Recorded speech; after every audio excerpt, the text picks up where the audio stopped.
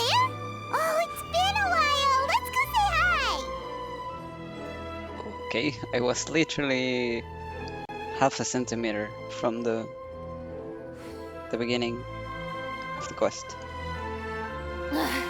Boring. think- Isn't there anything else more Is that better? interesting to do? Yeah, that's better. I couldn't even hear myself talk. Okay. Nadia. Yeah.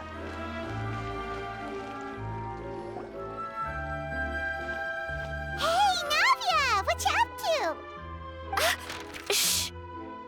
What do you mean, Oh, you're undercover? Or why the secrecy? Get lost, Monica! I don't want to see you back here until you're ready to wake up and start doing things properly! Right now, okay. you're a disgrace to my kitchen and to the Hotel de Boer name! It was an accident. I'm sorry, did you hear me asking for excuses? No, I'll do better, I promise. Why is she so aggressive? She won't even listen to what the poor girl has to say. Oh, hey, cut her some slack. You gotta at least hear her out. Paimon, don't get involved. Wait. Huh? Who do you think you are telling me? Wait a sec. Navia? Huh. So, you're bringing backup now. Suit yourself! You're still wasting your time!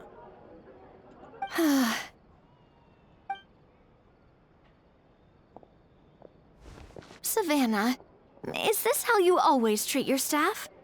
My staff is right. I'm the one in charge here now. And last time I checked, the Hotel de Boer doesn't take orders from the Spina di Rosula. Of course. How you run your kitchen is none of our business. But when a member of your staff is so overworked he becomes gravely ill, that most definitely is our business. We're going to stand up for him, whether you like it or not. Overworked? I've said it before and I'll say it again. If Vermont can't handle the job, then tough luck. There are plenty of other capable people I can hire instead. But Philmont can do the job, he just... Monica, back inside, now! Huh? But you said I shouldn't come back until...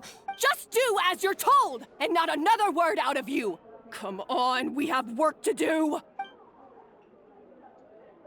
Can someone fire Savannah? Wow, what a horrible person! Sorry. Looks like I've dragged you into some drama again. No, don't worry. Paimon did that all on her own. So who was that? Her name is Savannah. She's the new head chef at Hotel de Boer. Ever since she took the job, she's been enforcing a brutal work regime and putting a huge amount of pressure on her staff. One guy was so overworked, he collapsed from illness. He's been bedridden for days, and he can barely even talk properly. I'm sorry. I'm sorry. It's all my fault. I don't deserve to be a chef.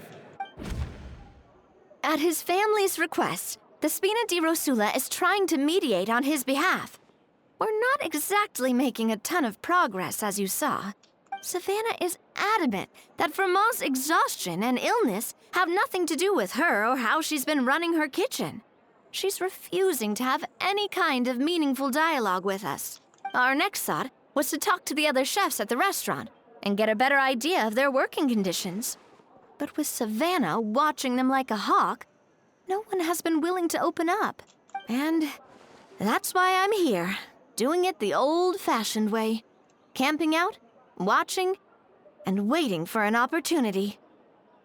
So you were waiting for Savannah to leave, and then you were going to approach Monica? Oh, shoot! It all makes sense now. Sorry. Paimon should have thunk before she spoke. Did Paimon ruin everything? Is thunk a word? A word, actually? Is it not Paimon should have thought before she spoke? Oh, no, not at all, Paimon. Honestly, the way she was laying into Monica, someone had to step in. I'm sure I would have piped up if you hadn't. And besides, I don't really think I'm built for espionage. Either way, Savannah's seen you now, so you probably won't get another chance. Yeah, meaning it's gonna be all the more difficult to get the inside scoop now. Oh, I might as well head back to the Fleuve Cendre then. We'll need to come up with a whole new game plan. Paimon will join you, cause this is kinda all Paimon's fault. Then I'll join you too. Oh, guys, it's fine. You don't need to worry about it. That said, if you were planning to visit the Fleuve Cendre anyway, let me take you out for a meal. I'll make sure it's a proper feast. A really famous chef just joined the Spina di Rosula's tavern. Her name is... Sorry to interrupt. I just wanted to apologize for the scene you witnessed just now. We shouldn't subject our customers to that. This is a small token from us. It's some candy from Monica. She asked me to make sure it was delivered into your hands. Monica's the one apologizing? Huh. Clearly Savannah is the one who owes an apology. Our head chef has been a little highly strung lately. Sorry for everything. Paimon, don't make things more difficult for her. Thank you for the gift. Alright. Since there's candy, Paimon will drop it. Not the candy. Of course. Thank you for understanding. We'll make sure to pass your feedback on to Miss Savannah. Who's gonna be a the little brave highly soul? strung, huh? Looks like with Savannah in the kitchen, even the waiting staff are on edge. Paimon doesn't get it. How did someone like her even become head chef? Well, according to Fermat's family, she hasn't always been like this. But that's a story for another time. Let's try this candy. Ah yes, never underestimate Navia's affinity for sweets. Oh, Paimon totally gets it. Come on, dig in! Huh? Hold on, there's something written on the wrapper. Find... Escoffier?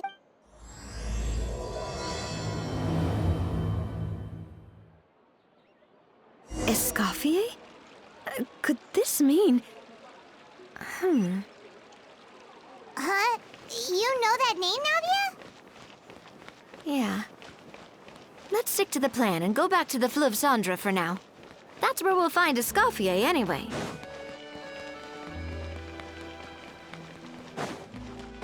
Why is Escoffier at the Fleuve Cendre though?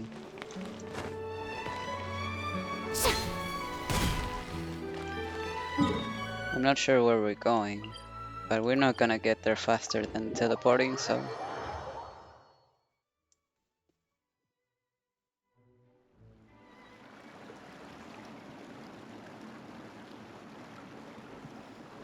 So, who is this Escoffier, anyway? It's always so funny with the echo.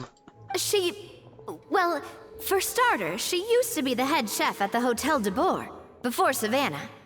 She recreated the legendary Gâteau de Bourg and restored the restaurant back to its former glory. Safe to say, she's the most renowned head chef in the Hotel de Bourg's history. After the culinary genius Modeste himself. Gâteau de Bourg? That's the super exclusive cake that they only sell a few slices a day, right? Wow. Why the heck would she let Savannah take her place? Well, apparently, the Hotel de Bourg was reported for a safety incident. Someone claims that the kitchen was adding an illegal substance to their menu. But none of the chefs had any idea how it could have gotten into the food. In the end, Escoffier decided that as head chef, she should take responsibility. And she was sent to the fortress of Meripede. Damn, brother. The Fortress of Meripede? Oh, don't be so dramatic. It was probably just a formality. We got sent there just for eating someone else's cake. Well, you're right. The quantity of the substance they found was fairly minimal. Even the guards believed the whole thing was probably just an accident. Escoffier didn't have to stay in the fortress for long, but still, by the time she returned, the role of head chef had already passed to Savannah. So that's what happened. Paimon still thinks it's really unfair. Even though Escoffier is no longer head chef at the hotel, She's still well respected by the staff. So, I'm guessing what Monica wants is for us to convince Escoffier to try and negotiate with Savannah on the staff's behalf. Oh, Paimon gets it! Monica wants Escoffier to come back and kick Savannah out. It's simple. If the new head chef is stressing everyone out, then the solution is just get the old one back. Well, about that. You thought cream of mushroom soup was ready to serve after 3.5 minutes on the stove. You'd have had more sense serving hot water with ice cubes. At least then you wouldn't have wasted all this perfectly good cream and mushroom. What do you say, Hilaire? I'm sorry, Cream. I'm sorry, Mushroom. As you can see, Escoffier is that kind of chef as well. How has the Hotel de Board made it this far? I'm at a loss for words. You have to leave it on the heat for long enough to allow those flavors the chance to come out. Don't be fooled by the aroma when the water first starts to boil. Got it? It's funny because she does a pretty good accent, but she can't let go of the art they do in England and, well, most of Britain, I suppose. Don't be fooled by the aroma when the water first starts to boil. Yes, Chef. Then go back and do it again. The customers are still waiting. Remember where you went wrong and don't repeat the same mistake twice. Yes, Chef.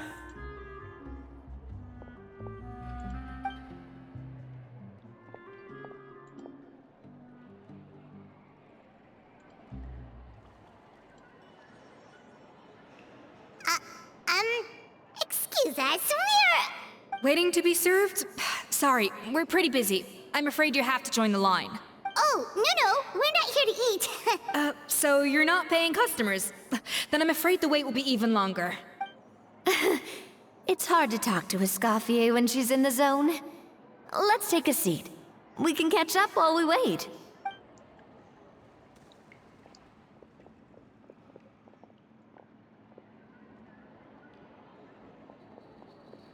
Well, then the people down here must be eating pretty good, then.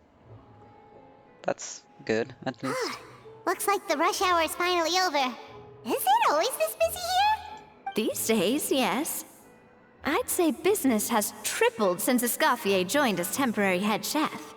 She didn't want to go back to the Hotel de Board? Well, in her words, the Hotel de Boer doesn't need her anymore. It doesn't look like she's got any plans to go back. I guess I'll be heading off then. Wait, take these home with you. We can't serve them now, and there's no sense in letting them go to waste. Oh, thank you, Chef. For what? Like I said, I just don't want them going to waste. Oh, and tell Fiamma to get well soon, so you're not running yourself ragged every single shift. Fiamma. That's the second time we've heard that name. Who is that again? He's the chef that fell ill from stress. Hilaire is his son. And with Mom stuck at home taking care of Dad, he decided to pick up some work to help pay the bills. Escoffier knows their situation, so she's been making some extra food every day for him to take home. Hey, I heard that, Navia! I've told you before, no one's making extra food. Hilaire is making blunders in the kitchen, and I can't serve his failed dishes, so he might as well take them home. Yeah, failed dishes that just so happen to be nutritionally complete every single time. So you two must be the world-famous traveler and his companion, Paimon. Yes? Is there something I can help you with? Oh, so you know us already. We'll skip the introduction then. We're here to talk about Savannah. Since Hilaire is working for you, you must be aware of the situation with Savannah. Oh, I certainly am. The Spina's headquarters are right next to the tavern. And I've lost count of the number of times Navi has come to pester me about it. But I don't work for the Hotel de Boer anymore. And being ex-head chef doesn't give me the right to interfere with that business. Besides, I'm the one who persuaded Savannah to take the job in the first place. What? Well, she was a much gentler person back then. A little timid, even. She wasn't at all confident that she was the right fit for the role. That's hard to believe. Are we definitely talking about the same Savannah here? Honestly, I do wonder if she's just emulating me. I mean, I'm not the most pleasant head chef to be around either. At least she's self-aware. Anyway, suffice to say that given the history between us, it'll be tricky for me to tell her she's doing her job wrong without coming across like a huge hypocrite. Fiamar and the others probably think that Savannah gets it all from me. I wouldn't be so sure about that, Escoffier. Look at this note we got from Monica. You give Monica's candy wrapper to She Escoffier. mentioned me. Whatever shortcomings you feel you have, it looks like Monica still trusts you. As for the others, well, how can you know what they think unless you ask them? Monica. Plus, it's not like we're asking you to storm in there and raise hell. We're only in the initial phase of our investigation. All we're trying to do is get the other chefs to open up to us. Oh, Monica. Oh, Monica! Escoffier? I can't believe her! Powdered sugar is supposed to be applied sparingly. Look at all that on the wrapper. It's thicker than the sole of my shoe. Unbelievable! I won't stand for this. She has to learn. Come on, we're going. Wait, so now she's, Well, whatever the reason she came up with, at least she's convinced herself to go have a conversation. Let's go catch up to her. We don't want to keep her waiting.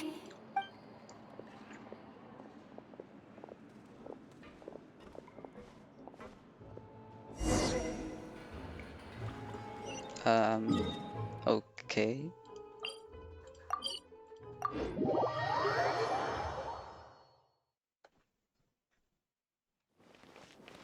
This is all very strange.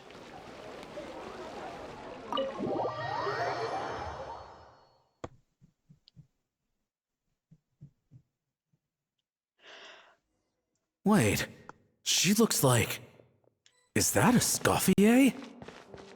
Escoffier? I'm sorry. I'm so sorry.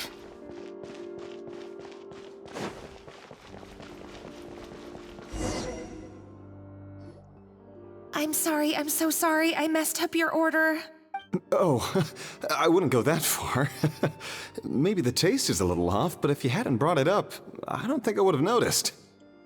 But, please, you have to forgive me or Chef is gonna... Okay, I know. I'll kneel before you. What the heck? Get up, Monica! Can't you see that you're just making your customer feel more awkward? Escoffier? If you want forgiveness, then do what any self-respecting chef would do. Make the dish again. And this time, get it right. You cannot go begging your customers to feel sorry for you. Savannah said that I'm not allowed back in the kitchen until I've corrected my mistake.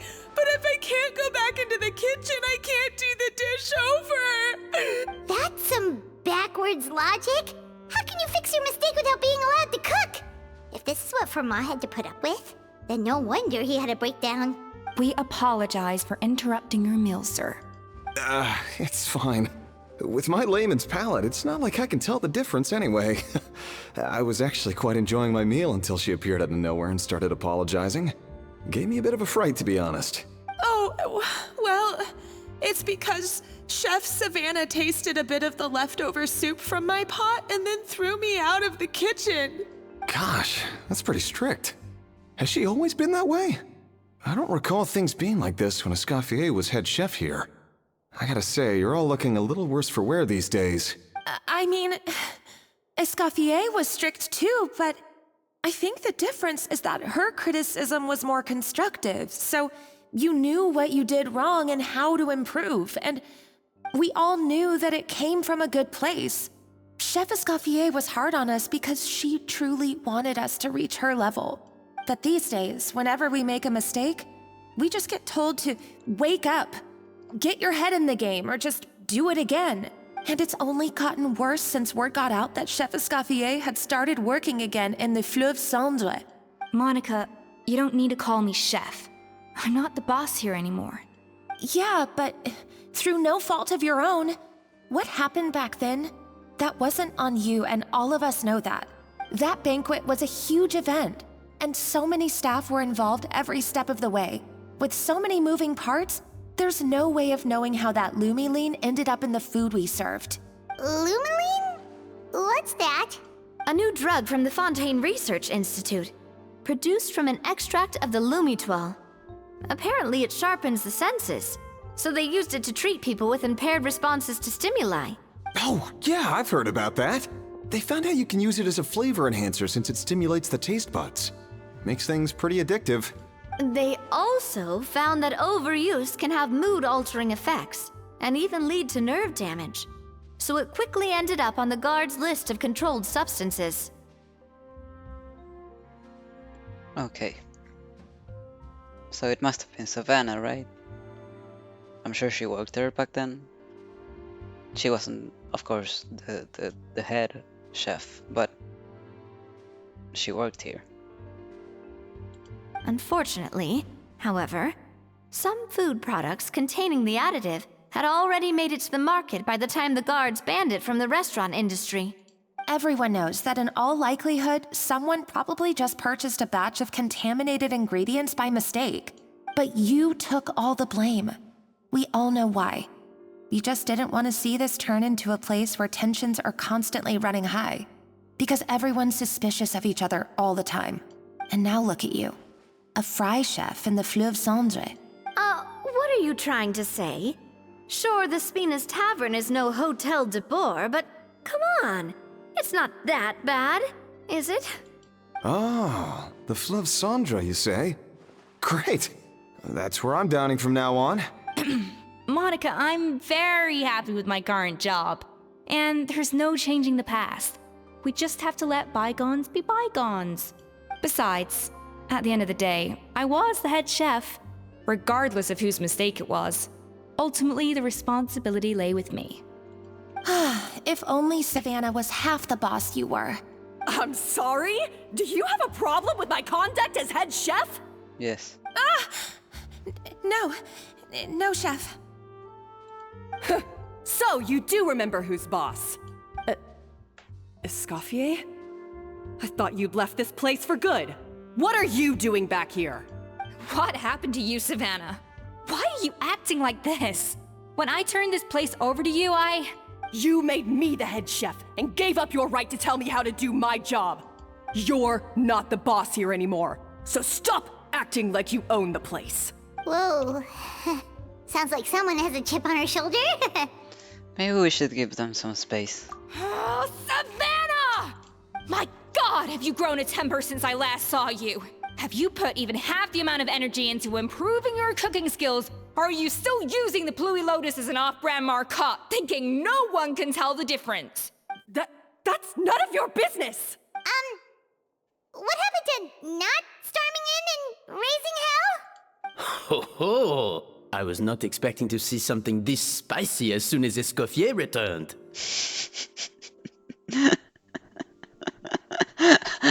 I'm sorry. I'm not laughing at his accent. I'm laughing because it's the first time in all of Fontaine that someone has this accent at all. Like, if everyone spoke here, if everyone spoke like this here, I probably would have gotten used to it and it wouldn't be a surprise. But it's the first time that someone comes in like, oh, I was not expecting to see something this spicy. Huh? Fan Asian? What? Aye, miladies. Might I make a humble suggestion? Humble. Given that we have ourselves a tête-à-tête between chefs at the Hôtel de Bord, I dare say it would be de rigueur to settle this the traditional way. Okay. The traditional way? That can only mean one thing. Sounds like we're in for a history lesson. That's right! I'm talking, of course, about the tradition established by Modeste himself. The cooking contest! According to legend, the founders of Hotel de Boer, Modeste and Savelli, used this method to resolve all of their disputes. Everything from petty arguments over next week's menu to disagreements over the strategic direction of the restaurant. The cooking contest would decide who had the final say. Huh. Sounds like they had a lot of free time on their hands. Paimon doesn't look impressed. Ah, well, it might sound that way to us. But in fact, the cooking contest played an enormous role in motivating chefs to hone their skills, reaching new heights of excellence in the culinary arts. And indeed, the reintroduction of this institution in recent years has surely been instrumental in transforming the Hotel de Boer into the top-ranking restaurant in Fontaine. Reintroduction? Someone brought it back? Who? What say you, Escoffier? Surely you of all people won't back down from this challenge. It was you who put the rule in place, after all. Thought so. There's your answer, Paimon. Sure, I reinstated it, but I'm not a chef at Hotel de Boer anymore. Isn't this bending the rules a little? I see no issue as long as both sides agree to the terms. We could simply treat it as an exhibition of sorts. Savannah, any objections? Exhibition. Huh. No. If we're going to battle it out, let's put it all on the line. If I lose, it's up to you what happens to me. I don't want anything to happen to you. But if you lose, you hand over the Codex de Boer to me. What? The Codex de Boer? The Codex de Boer? What is that? Only the legendary handbook written by the original head chef Modeste. It contains all his secret recipes, including Gâteau de Boer. It's the greatest treasure in Fontaine's culinary world, and only the present and former head chefs of the Hotel de Boer have the right to read it. Present and former? Wait, but that already includes Savannah, though. What do you want that old thing for? You have your own copy, don't you? Don't take me for a fool. You know perfectly well what I mean. I want your copy, the original version, the one you took with you when you left us. I'm sorry, I must be missing something. You know, there's no difference between the original and the copy, right? They contain the exact same recipes. Stop trying to change the topic. What's wrong, Escoffier? Scared you're gonna lose to me? Or are you scared of me getting my hands on the original codex? Savannah, you may remember that we gave her the original as a parting gift, to thank Escoffier for her years of service. Asking for it back feels a little, Oh, I'm sure it won't be an issue, as long as both sides agree to the terms. Those were your words, weren't they? And as for the contest itself, let's make it a bake-off. Gâteau de Boer, per the recipe in the codex. Well, Escoffier, you against me. Are you in or out? You sound surprisingly confident. All right then, let's see how much you've actually grown. I hope you surprise me, Savannah. I'd hate to find out that all you've learned after this long is how to chew people's heads off. Believe me, I'll show you. Escoffier, are you sure this is a good idea? You accepted her terms a little hastily. I do apologize. This whole ordeal reflects rather poorly on us. Wait, aren't you the boss? Can't you rein Savannah in a little? I'm afraid it's not quite that simple. The Hotel de Boer runs as more of a partnership, you see. It was founded by two friends, Modeste and Savelli, and it's been that way ever since. So, while I am technically Savannah's boss, it's not really my place to interfere with the business of the kitchen. To be perfectly honest with you, that's part of the reason why I suggested a cooking contest. If Escoffier wins, it would be the perfect opportunity for her to talk some sense into Savannah. Or, of course, if she wanted to return, then... But anyway, I'm getting ahead of myself. Whatever the outcome, this contest will hopefully serve as a turning point for us. Please, pass on my best wishes to Escoffier. I must say, Savannah surprised me with her confidence. Does she really believe she can best Escoffier in the kitchen? I thought she was just blowing off steam when she first raised the idea to me.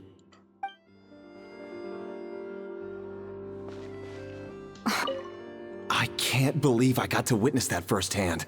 I only stopped by here for a quick meal. I definitely got my Mora's worth today.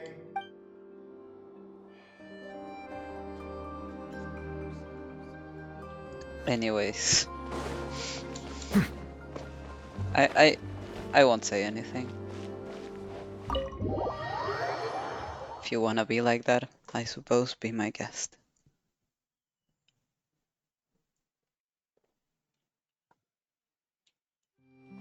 Oh, wait, we're going back to the Fluff Sandra. So, to teleport once again.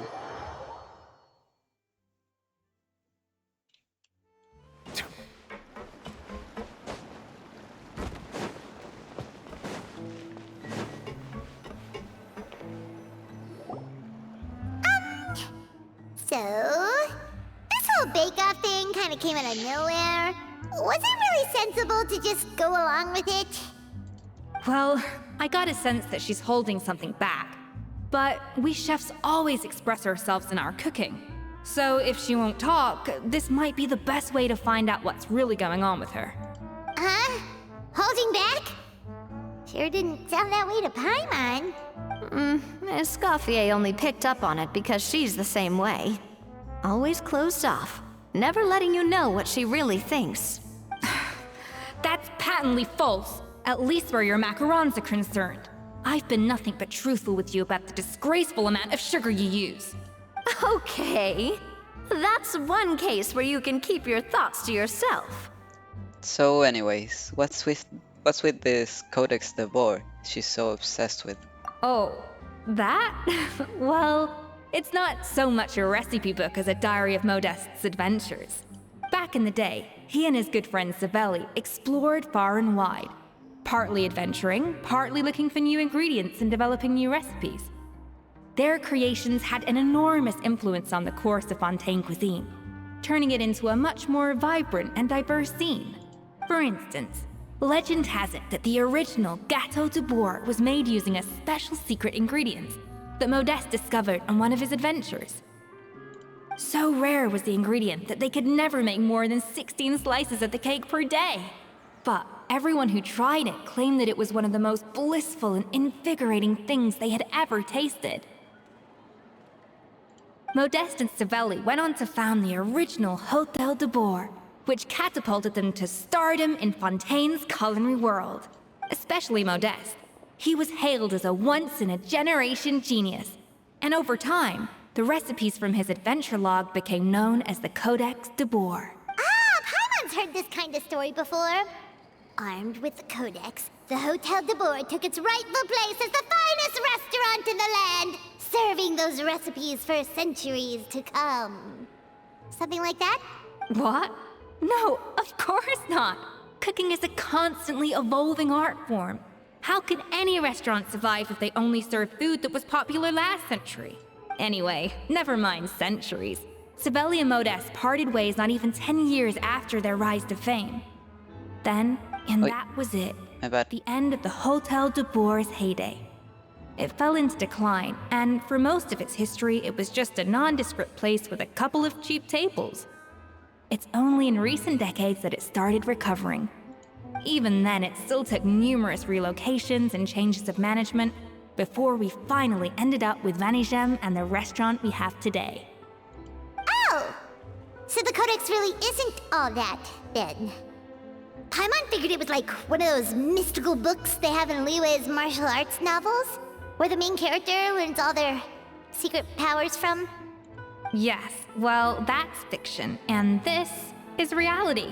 You can't meet the tastes of modern diners by following some ancient recipes from a dusty old book. Case in point. Even the Gâteau de Boer they sell now is actually Escoffier's reimagination. Wait, really? Why though? Didn't that recipe make it into the Codex? It did, but like I said, it's the dusty old book now, and the records aren't as legible as they once were. Not to mention that there's no way of finding the secret ingredient Modest wrote about. So, reimagination is right. I consulted some historical records and took what I could from the codex. But ultimately, the Gâteau de Bourg of today is my own recipe. As for why we gave it the same name and kept the tradition of only selling 16 slices a day, well, you've got Venegem's business sense to thank for that. Oh! Huh. Well, that kind of takes all the mystique out of it. True. Hey now, it might not be the original Gâteau de Bourg, but it's still the most delicious cake in Fontaine today. And who knows, maybe Escoffier's version is more suited to your palate. Just think, if the original truly was the perfect cake you're imagining it to be, there's no way the recipe would have been lost to history, right? Not to mention that the Hotel de Bourg never would have fallen into a slump. Anyway, before I left my role as head chef, I made a copy of all the recipes from the codex, including my own improved versions, and turned them over to Savannah. So why is she so interested in the original copy? Could it be a symbolic thing? Like, whoever holds the original Codex de Bourg is the true head chef? Well, it was clearly precious enough to give to Escoffier as a parting gift. Meanwhile, Savannah only got a copy. Maybe from her point of view, it's like management doesn't truly see her as being worthy of the role. You think so? The only thing is, it was her suggestion to gift me the original in the first place. Well, a joint decision by her and Venegem. But still. What? Huh. Guess she's had a major change of heart since she became head chef. Yeesh. Who knows? We could speculate forever. Better to just let our gâteau do the talking. What does that mean exactly? It means besting her in this bake-off, and then getting her to explain herself, even if I have to beat it out of her with a spatula. You don't mince words. However much she's changed since we worked together, I believe that she still has her chef's pride. And if she respects the art, she'll respect the outcome of our contest. Well, I'm confident that you and your spatula can get justice for Froment. All you need to do now is win the contest. But that should be a breeze for you. Let's not get too ahead of ourselves. Gâteau de Bourg is very complicated to make. Usually, it takes 3 chefs working in tandem to cover everything. Now, if I had to push it, I could probably do the work of 3 chefs myself. But I'd prefer to play it safe if I can find a couple of assistants in time. Well, that's easy. The 3 of us are veterans in the kitchen. You just need to pick 2 of us. Well, I have heard the Traveler is an accomplished cook, as well as a warrior. But be warned, I will hold you to exceptionally high standards. Think you're up to the task? Bring it on. Parentheses, me IRL. No thank you. Oh, count me in too. I've spent weeks perfecting my macarons after your scathing review. I mean, if she's gonna fucking scream at me every time I make a mistake, then I don't want to. But I suppose I can't do anything, it's a game. Even if it means competing against the Traveler, so be it. I'll show you what I'm made of. Confident. I like it. Alright, let's start with some elementary mise en place. Show me your knife skills. Show Escoffier your knife skills. Use normal attacks to cut the fruit. Seems she will collect the slices and process them into some sublime substance. I've always called it chopping stuff up, not mise en place. But it's basically the same thing, right? Oh, Navia. The difference in your case is that mise en place is chopping stuff up without sending juices flying all over the kitchen.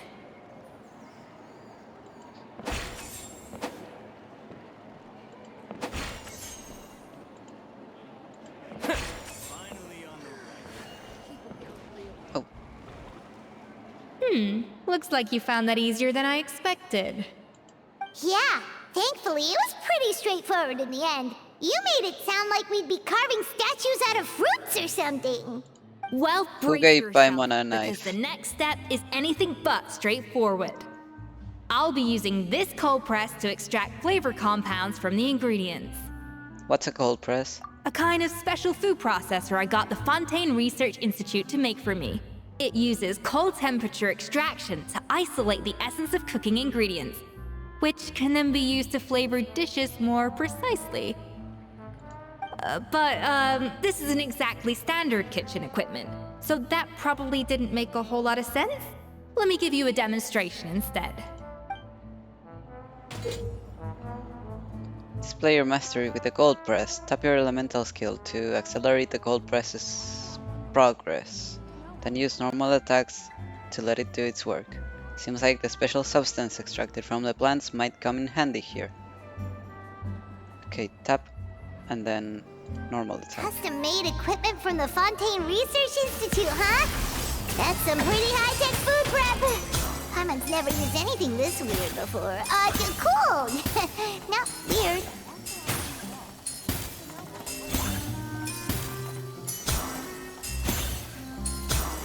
A little amuse-bouche!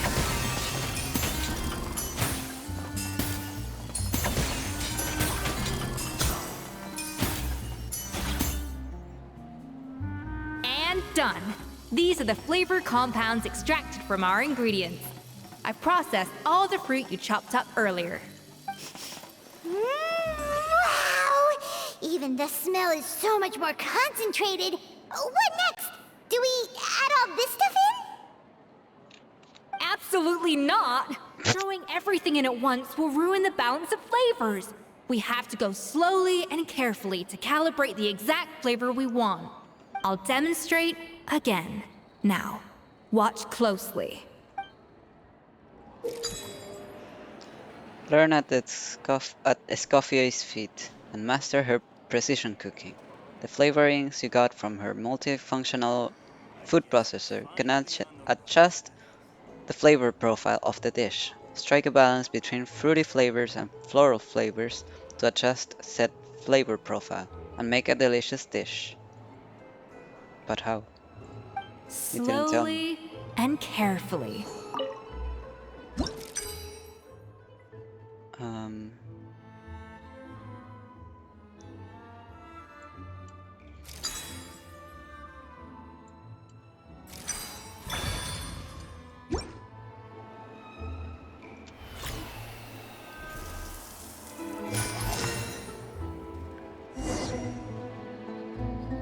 And voila! Now it's your turn. With Escoffier's guidance, everyone completes the flavoring process. Not terrible. Considering this was everyone's first time blending flavor extracts, it could have been worse. But the Traveler's work was surprisingly good. Are you sure you've never done this before? You got almost perfect results on your first try. All thanks to my excellent teacher. I guess I just treated it like an adventurer's puzzle. Oh, well, they do say adventurers are multi-talented folks. Now I've seen it firsthand. Alright, now for the part I've been looking forward to. I want each of you to cook something from the Hotel du Bois' current menu. I'll judge your submissions and give you a final score. Final score? That's right. The true test of your cooking skills is the finished product. It'll be good practice for the contest itself. Now get to it. Chop chop!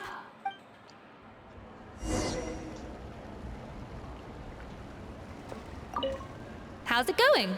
Have you picked a dish yet? Choose wisely. I expect you to present the most delicious thing on the menu. Well, you have stuff to choose from. No, these are Navia's thing.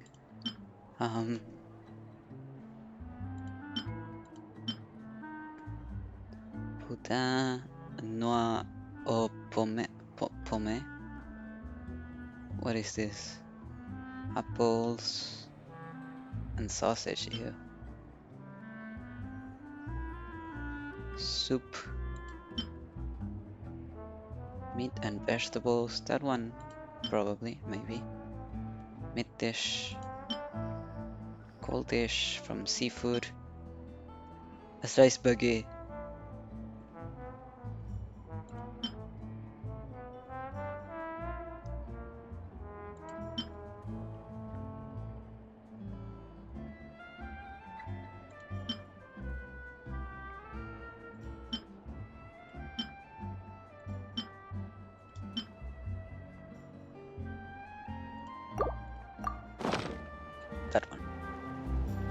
Escoffier's face lights up as you present your finished dish. Look at that! With the grace of a snow-winged goose, as I like to say. Now, let the grating commence.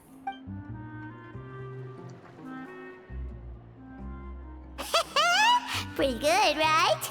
Not to brag or anything, but Paimon's a bit of a connoisseur when it comes to la food. Never say le food ever again, please, Paimon. 6 points. What? Oh, well, fair enough. Paimon doesn't cook all that often, so as long as it's a pass. That's 6 out of 100. What? Yikes. You say you're a connoisseur, but it's quite clear from this dish that you have far more experience consuming food than creating it. By that logic, I suppose you think listening to Lady Farina on repeat every day would make you an opera singer. Aww. Oh, me next. I'll have you know that this batch of macarons has 2 whole tablespoons less sugar than my previous ones. Just 2. So you went from 12 tablespoons to 10? Well, it's nice to know you actually measured it out. Because it tastes like you just threw in whatever was left in the jar. 6 points. Aw. Yikes. She's a harsh judge. Now to the final dish. So, what do you think? This is our last hope. 8 points. Darn, that's barely higher than what we got. Not exactly. The color is spot on. Beautiful aroma. Excellent presentation. I have to give this one 8 points out of 10. Maybe even 9 points. Huh? How did you pull that off? It's all of that practice from cooking for you, Paimon. Don't get me wrong. There's room for improvement. But still, this is clearly the work of an accomplished chef.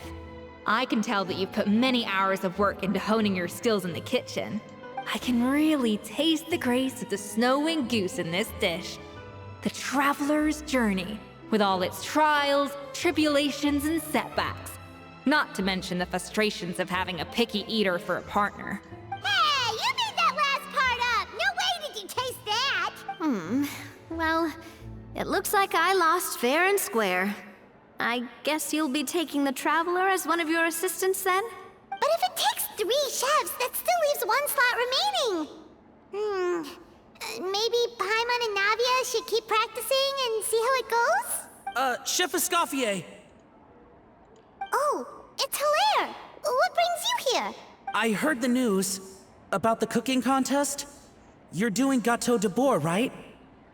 I was just wondering if you needed any help. And you think you're up to the task, do you? Oh, no, I know I'm not there yet. It's actually my dad who wanted to help. Aw. Firma, last I heard, you could barely get out of bed. Chef Escoffier, Navia, Traveler, thank you all so much for everything you're doing for me and my family. I've had enough of sitting around at home while you run yourselves ragged.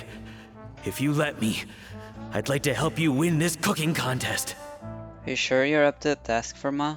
Yeah, I was gonna say the same thing. Don't you worry.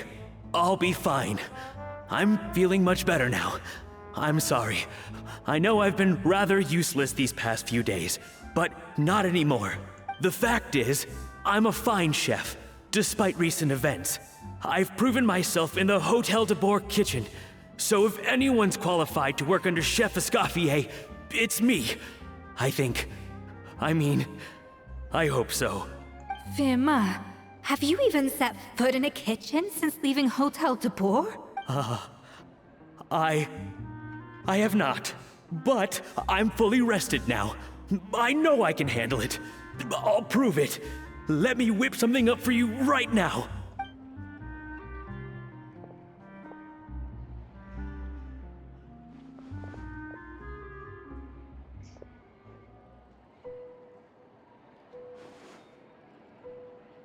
Huh? That's strange. Why are my hands shaking? What do you call this, Verma? I can't seem to grip my knife. Do it again! Again! Again! I... Hopeless. Get out of my kitchen yesterday. Dad, what's wrong? I don't understand. I was feeling so much better, and then Will I never be able to work in a kitchen again? Dad, talk to me. What happened?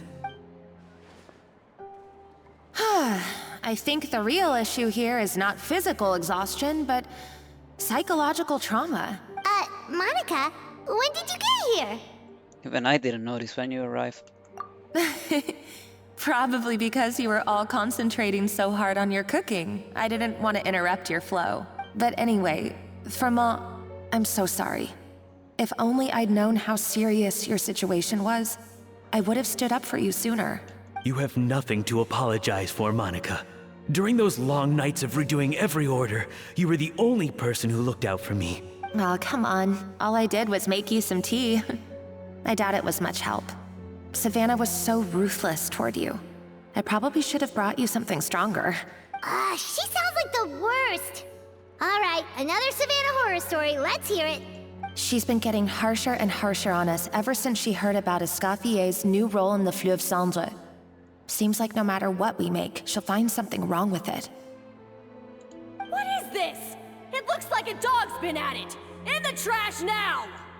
Then she orders us to redo the dish again and again, but we never know what's going to make her happy. Do it again, do it again, do it again! Every time you remake it, you just get another earful from her. Either straighten yourself out or get out of my kitchen! So now, it seems like just picking up a kitchen utensil gives me flashbacks of her yelling at me. Oh man, that must be awful. The more I want to get it perfect, the more my hands shake, and the more scared I am of making another mistake. How can you give up so easily, Firma? You weren't a quitter when you were working for me. And even under Savannah, you talk about working late into the night trying to perfect your dishes. That says to me that you still hadn't lost that determination to prove yourself. What changed? I don't know what's come over me. When I think back, I just remember feeling like my heart and my hands were growing heavier and heavier as the shift went on. Each time I had to redo a dish, my heart sank a little further. Maybe Savannah was right. Maybe I am just hopeless at this. Dad. I see. Well, it sounds like there are some deep issues at work here. Ones that won't be resolved by merely seeking compensation. I will win this contest, and after that, I encourage you to approach Savannah and talk this out. But what if you can't find another assistant in time? Clearly, I'm in no state to help out. You think being one person short will ruin my chances? Let's not forget, I taught you and her everything you know.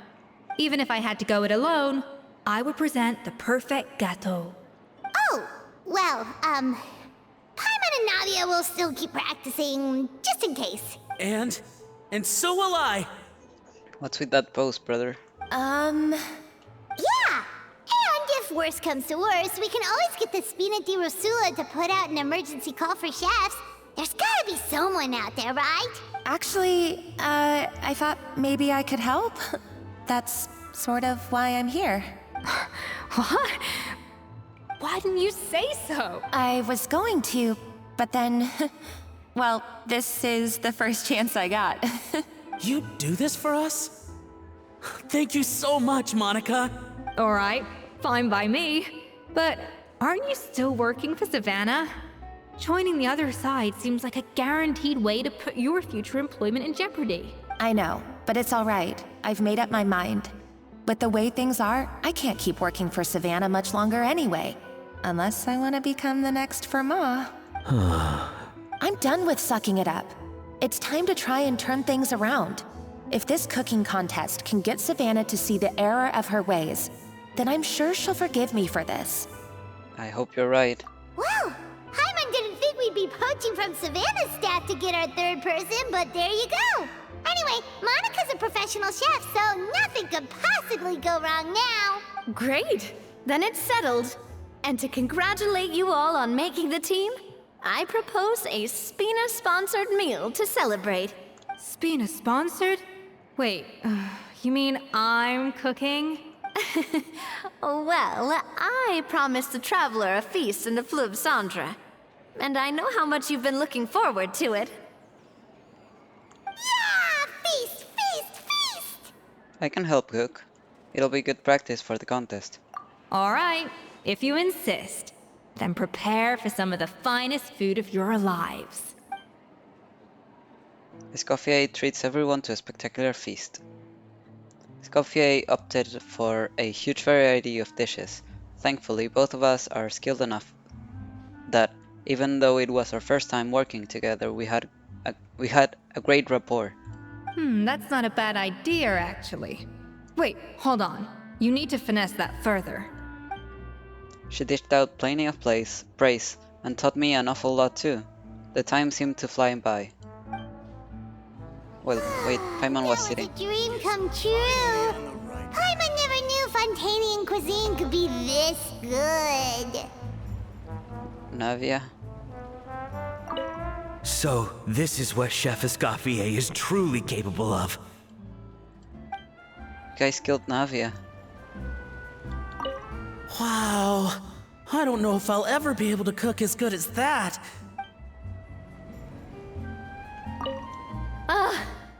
I wish I could eat that all over again. It's not often that Escoffier goes all out like this. And it's all because of you, Traveler. Oh.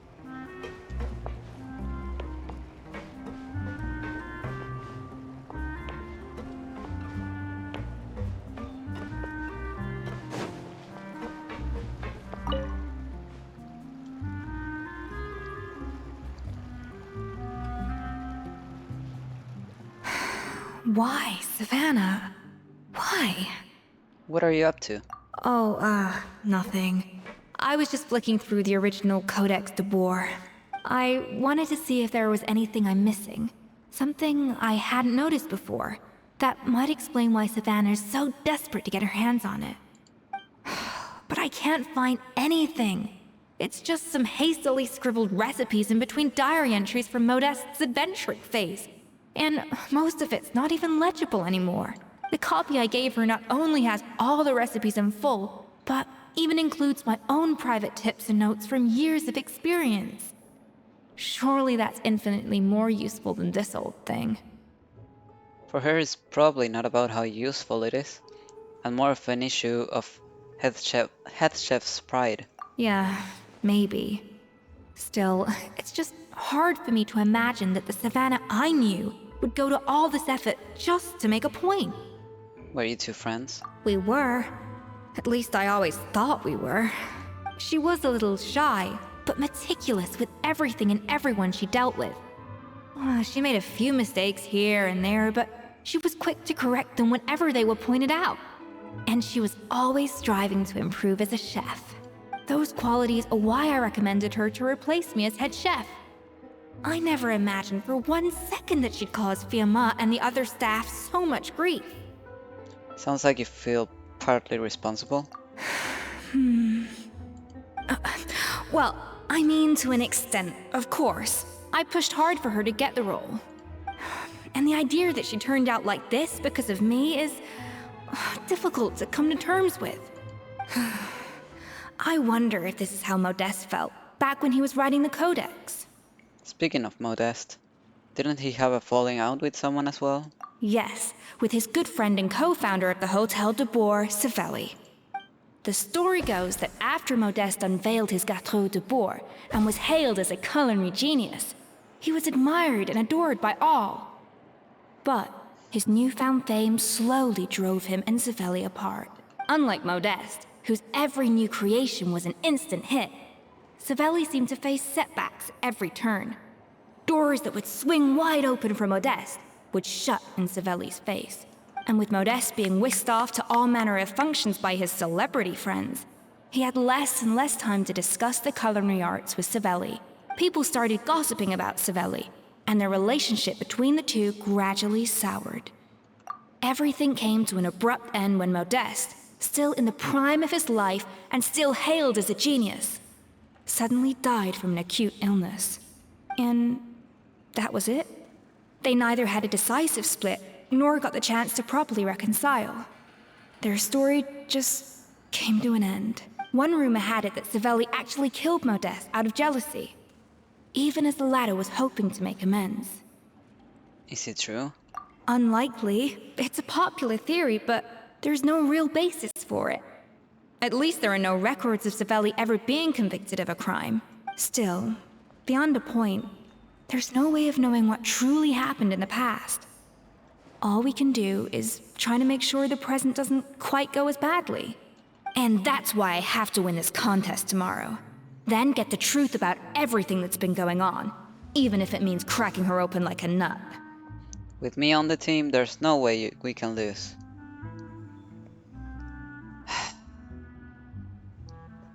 I see that reference, Hoyoverse.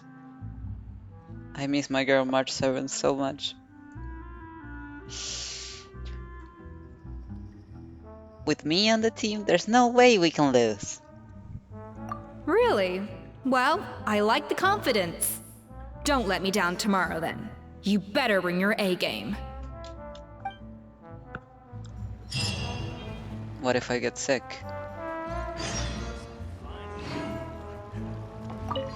Let's hope that Savannah isn't all sizzle and no steak. After all the work we put in, it would kinda be a shame if tomorrow was a complete cakewalk. Okay, so while we wait, I'm going to go to the bathroom and get some water. So, be right back.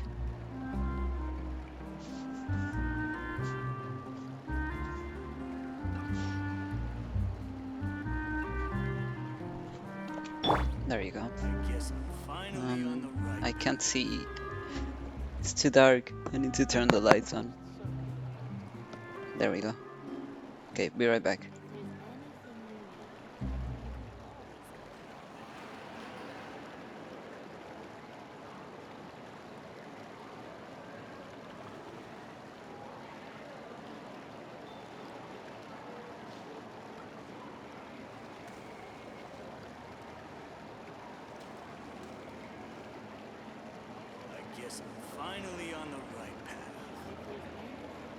Even the most unassuming ingredients can produce astounding flavor. But unlocking that potential takes a keen sense of smell, a refined palate, and an open mind.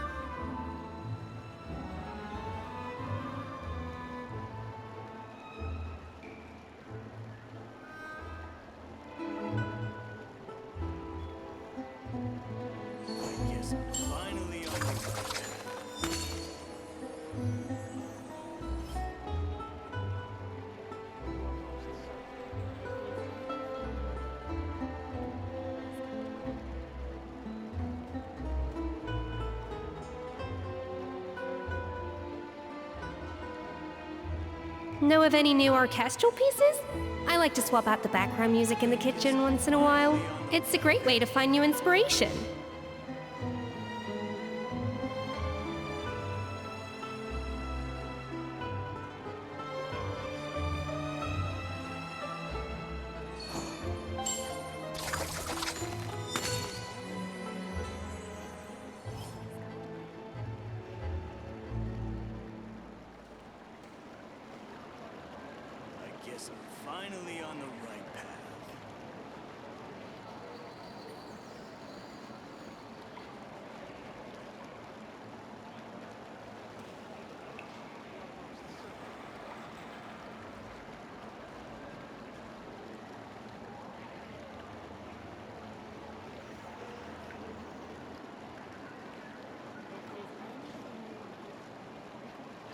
An important part of cooking is making sure the ingredients absorb the flavors in the dish.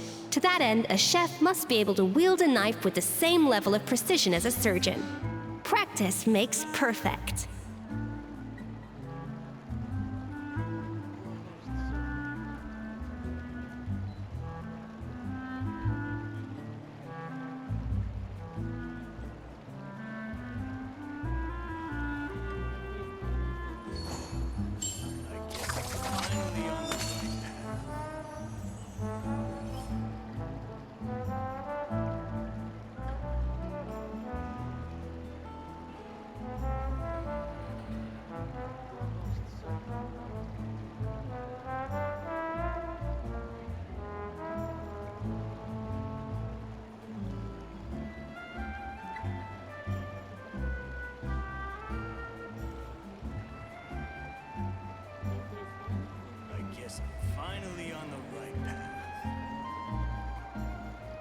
Even the most unassuming ingredients can produce astounding flavor.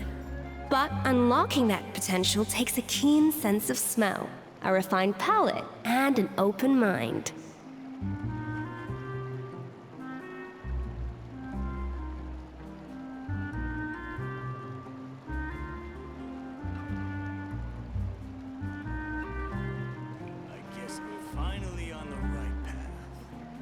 Know of any new orchestral pieces?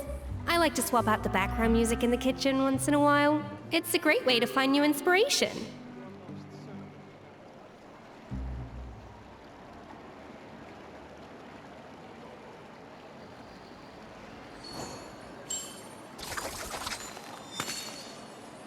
I guess I'm finally on the right path.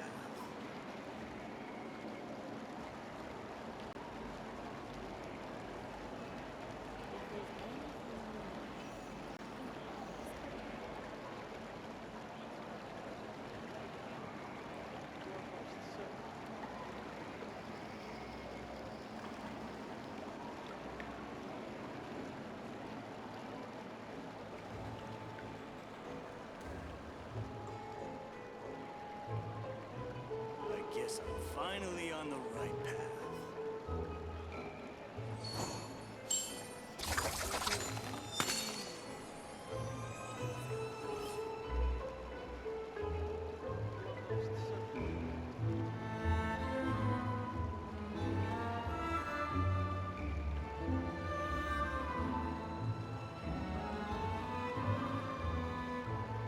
I guess I'm finally on the right path. Even the most unassuming ingredients can produce astounding flavor. But unlocking that potential takes a keen sense of smell, a refined palate, and an open mind.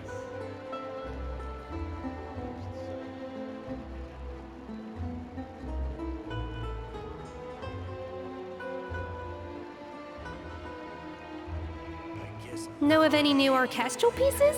I like to swap out the background music in the kitchen once in a while. It's a great way to find new inspiration.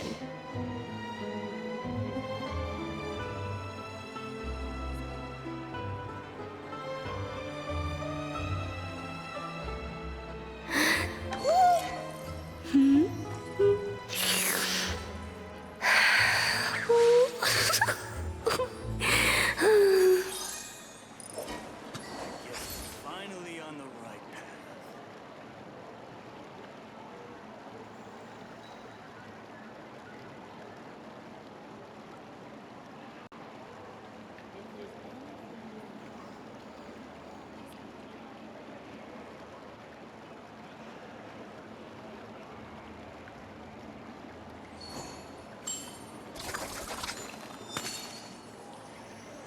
I guess I'm finally on the right path.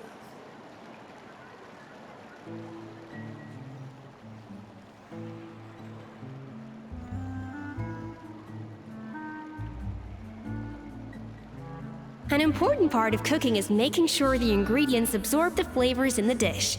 To that end, a chef must be able to wield a knife with the same level of precision as a surgeon. Practice makes perfect. I guess I'm finally on the right path.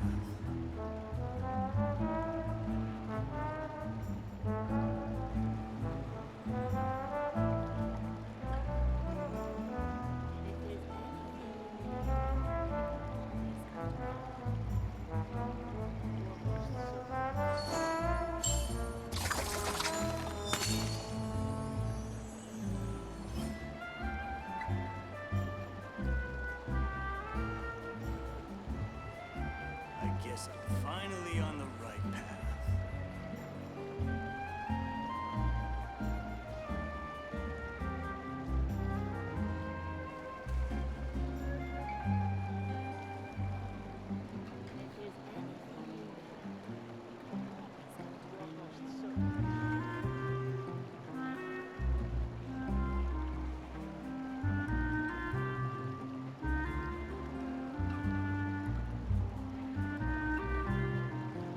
I guess I'm finally on the right path.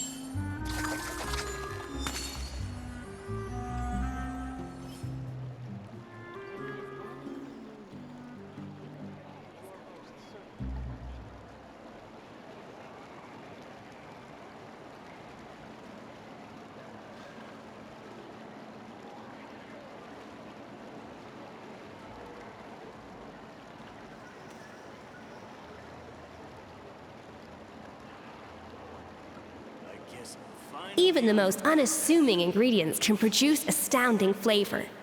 But unlocking that potential takes a keen sense of smell, a refined palate, and an open mind.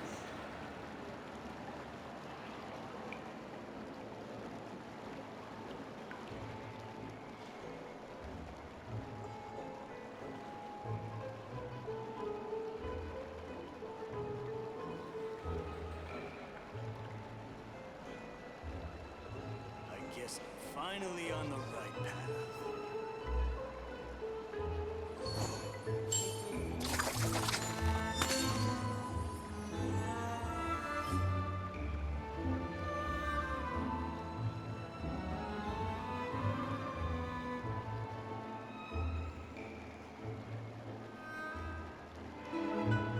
I guess I'm finally on the right path.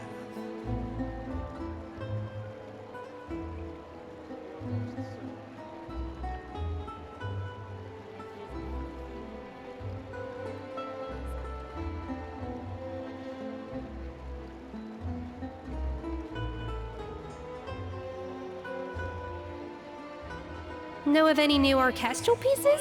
I like to swap out the background music in the kitchen once in a while. It's a great way to find new inspiration. Okay, I ended up getting myself some coffee because I noticed the time, so this is the latest I will allow myself to have coffee.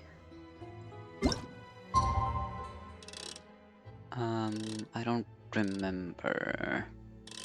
Did it say? Okay, I'm pretty sure 10 was one of the numbers. I'm not sure. Nope, it was 12.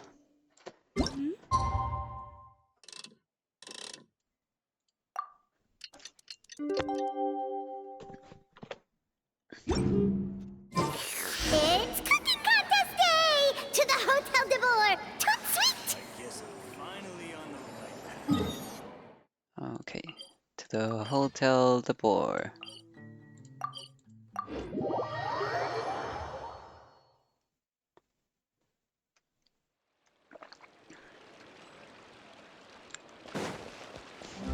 Did you hear the news? Escoffier's coming back for a cooking contest.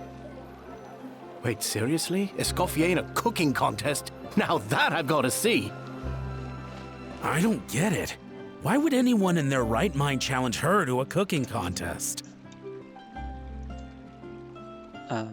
What if they're not in their right mind? Self-cleaning ability.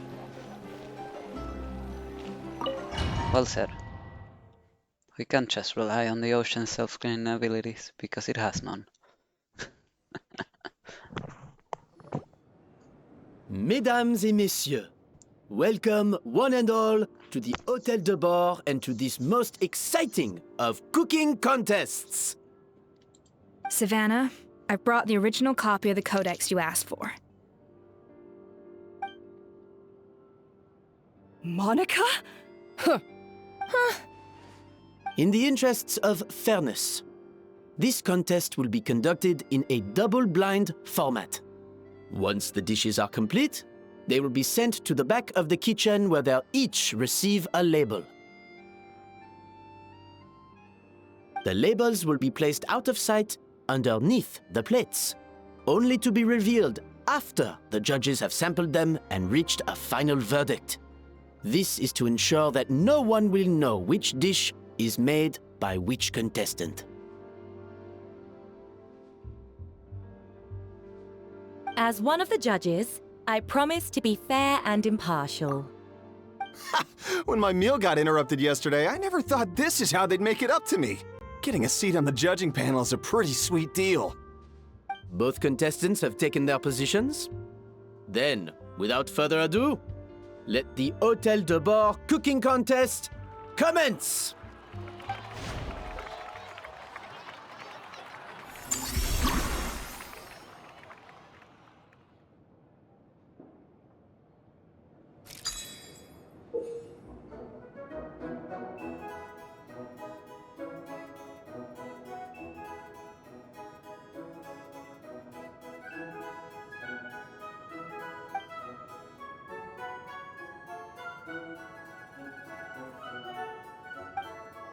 Monica, Traveler, it's go time. Let's do this. Alphonse, Gaspard, get to work! Do not disappoint me.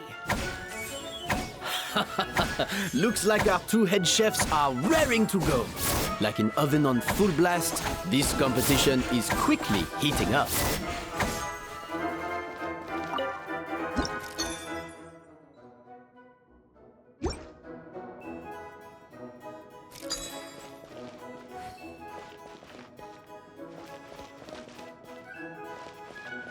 No recipe, no problem.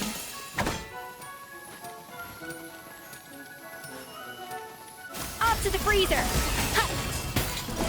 Yeah, that should be enough flavoring. Now hurry up and balance the flavor.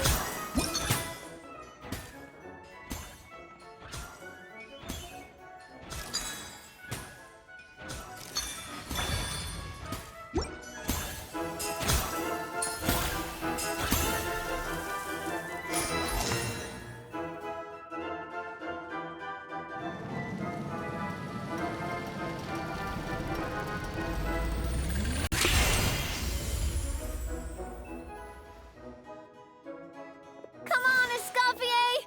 Come on, Traveler!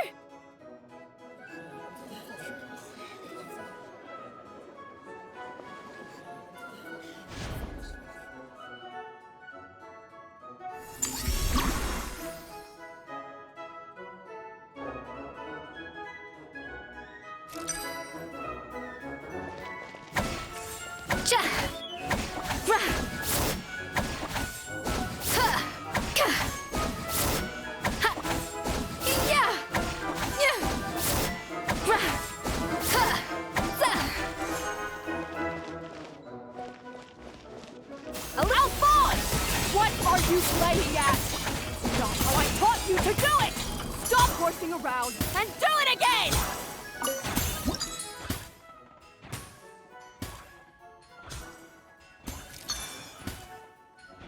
The balance of flavors is about right, but the quantity is too low.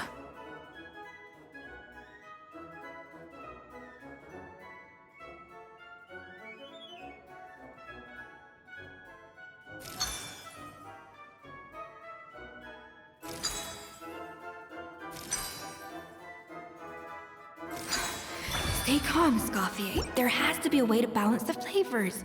Just think.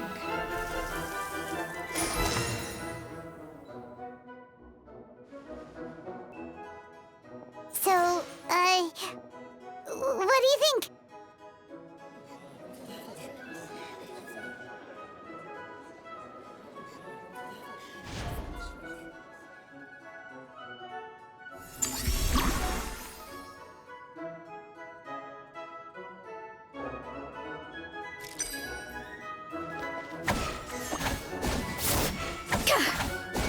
Yeah! Za! Ha! Yeah! Cha! Yeah! Escoffier is already on the final step of the recipe. Let's check on Savannah's progress. I think this flavor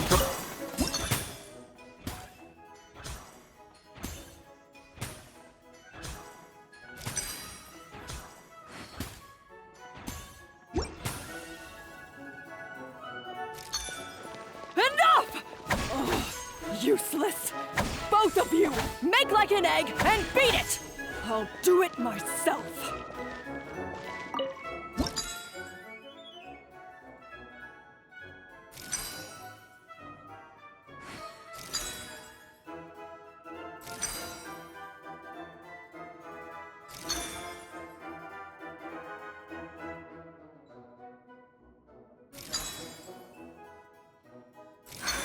What are you doing, Escoffier? Your team's waiting on you.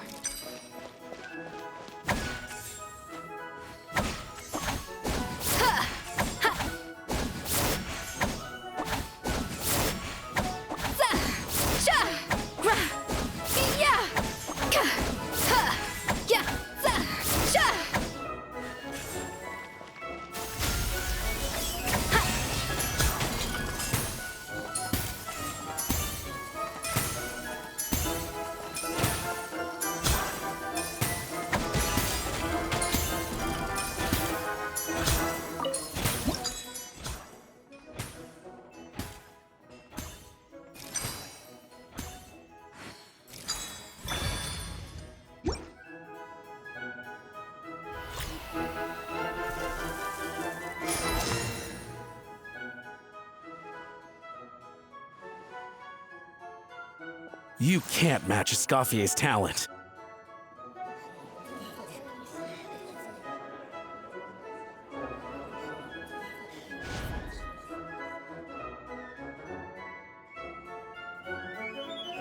I present to you Gateau de Bourg.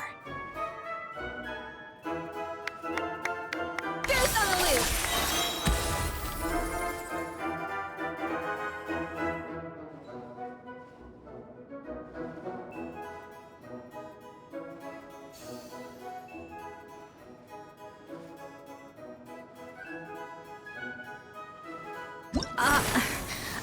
I was just exercising caution. I had to make sure everything was perfect.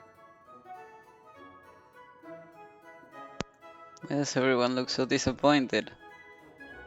If the, I mean, everything I did was as I was told.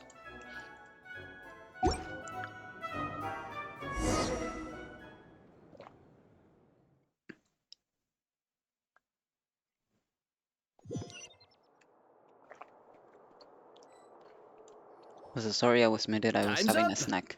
Contestants, please take your dishes to the back.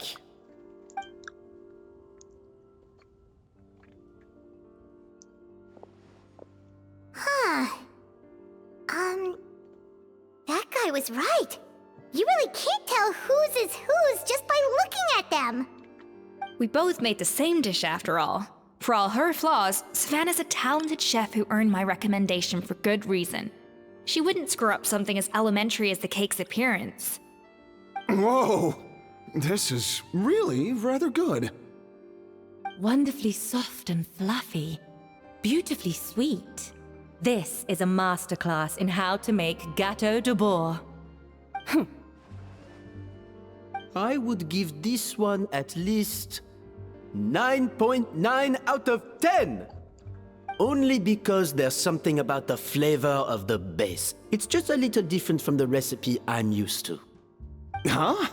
Really? I couldn't tell.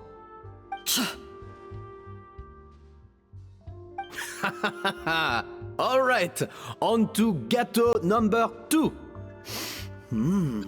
I haven't had a single bite and already this aroma is a delight to the senses.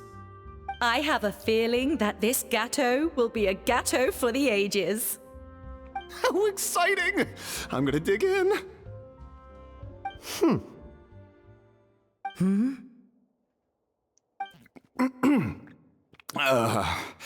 I think maybe someone got a little carried away when they were adding the sugar. Not just the sugar, it's the flavors too. This is all over the place. Who made this? It appears the decision is unanimous. This gâteau is far below the standard we would expect. And Paimon thought this might actually be close. Turns out she can't bake to save her life. Maybe it's because of poor teamwork. She spent half the time just burying her stuff. We still don't know which is Something's which. not right here. Savannah may not be perfect, but no way is she this sloppy. I can now declare that the creator of the first gâteau has won this cooking contest. Now, all that remains is to turn the plate over and reveal the chef's name underneath. What? It's Savannah? No! That's impossible! Hey, Savannah! You cheated, didn't you? You cheater! What did you do? Oh, you swapped the plates, didn't you? Well, someone's a sore loser. These cakes went from the oven to the judge's table without me ever laying a finger on them. And everyone here can attest to that. It was Vanejem's staff who labeled them in the kitchen. If you're looking to accuse someone, why don't you start with them? Isn't it more likely that Escoffier's lost her edge? Oh, or maybe her assistants let the team down. You take that back! Judges, we demand a rematch!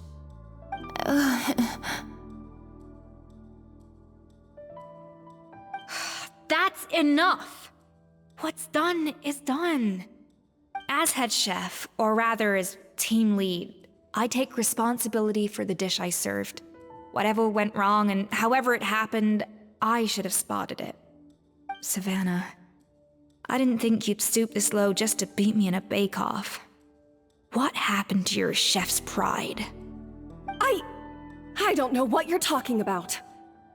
If you want the Codex de Boer that much, you can have it. Escoffier, no! But you must promise me that you'll apologize to Firma and compensate him for everything you put him through. It's a little late to be negotiating terms. The contest is over and I won. That means you owe me the Codex, and I owe you nothing. Look, Savannah, you may have fooled everyone else, but can you really fool yourself? What I'm offering is to accept defeat without looking to expose what you've done.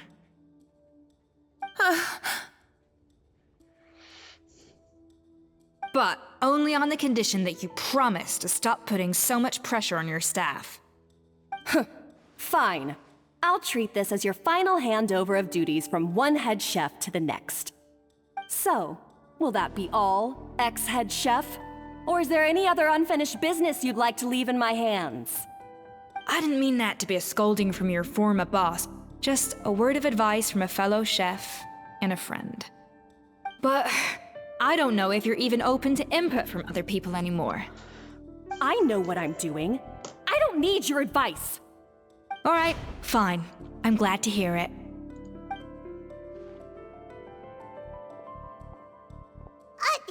Escoffier! The Codex de Boer! Finally. Now, at long last, I will succeed. Escoffier? How could you let her get away with this? Yeah! The Codex is a souvenir of your time here! Doesn't that mean anything to you? It's all right. It was just a bake-off, not the end of the world. I'm already over it. Besides, it's not all bad. She agreed to compensate Firma. That's mission accomplished for the Spina. Honestly, if I'd have known that giving her the Codex would solve everything, I'd have just done that in the first place. I mean, why bother with the whole cooking contest? It's such a waste of time and energy. But Escoffier. Privately, I'm sure she's devastated, but what's done is done. No. No! This doesn't make any sense! Yeah, no, there's nothing magical in that. That's it? Nope. No secrets. No nothing? I don't believe it! This can't be happening. Oh my god, what a drama queen. Don't tell me she fainted. Savannah? Savannah passes out after reading through the original codex. Oh god. It's nothing life-threatening. Just a lot of pent-up stress and exhaustion. Oh, I knew it. Pent-up stress? Of course.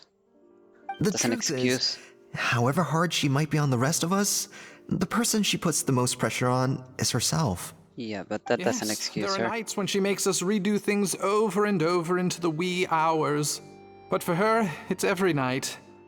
She'll hide herself away in the kitchen, working on new techniques and recipes, and only realize how long she's been at it when we come to work the following morning. But why? Why would she do that? Our Because she's best guess insecure. is she doesn't want to be seen as less of a chef than Escoffier. And there it is. Even so, that's no excuse for taking Exactly. her anger out on the rest of you.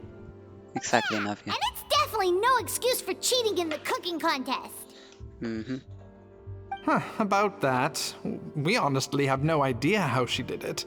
We were focused on our own work the whole time, like she asked. Leone and Algalia were the ones I tasked with labeling the cakes. I've already spoken to them both. They're at a loss to explain it too. Yeah, no, the issue is not that. The issue is that she probably used that thing, the substance that makes things taste better. She probably used that on her cake, and by comparison, ours probably tasted like shit. I don't know. Not to worry. Come on, join me downstairs. I'll interrogate the guilty gâteau myself.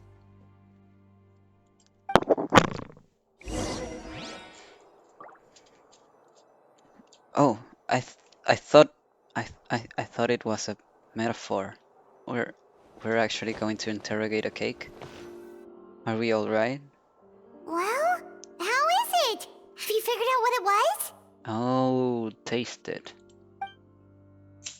Oh, this is aggravated assault on my palate. I'd rather eat wet cement than this. Is it really that bad? I made sure to taste test it before it was served. Oh, relax. This isn't your cake. Savannah never switched the plates. The offending flavors are coming from in between the icing and the cake base, which means someone tampered with it while it was being made. Or in other words, we have a traitor in our midst. Oh. I'm sorry. I was forced into it. It was Chef Savannah. She said if I didn't cooperate, she would... Calm down, Monica. I've already accepted defeat. And if I wanted retribution, I would have brought this up when the results were announced. Whatever's going on with you, just spill the beans. There's no need to hide it. I was the one who caused the food safety incident that one time. Food safety? Wait, you mean the Lumaline incident? So you procured the contaminated ingredients? I think so.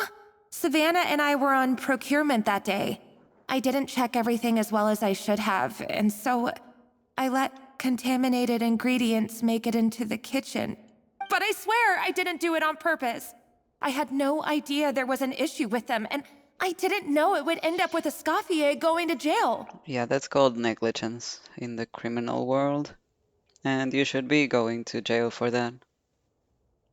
Of course, it would be like, I don't know, a week. Maybe a month.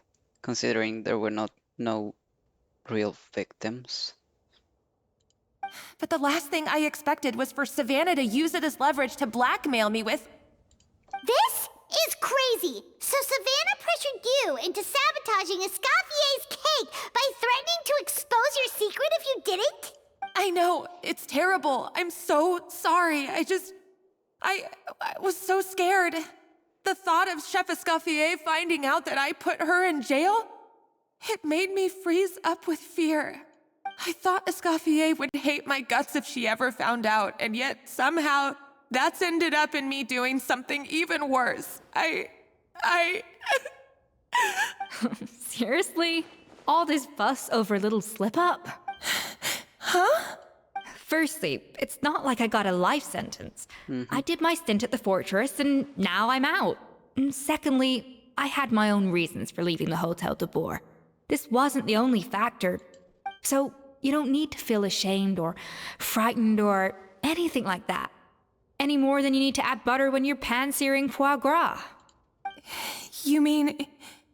you forgive me? Oh, well, I'm not saying you don't have to take responsibility for your mistakes. You should tell Vanagem to mark down your performance for the past few months. Then do some digging and find out exactly where those contaminated ingredients came from. Sure, you've made mistakes, but now's the time to fix them. Understood? Understood. Good. Now, back to Savannah.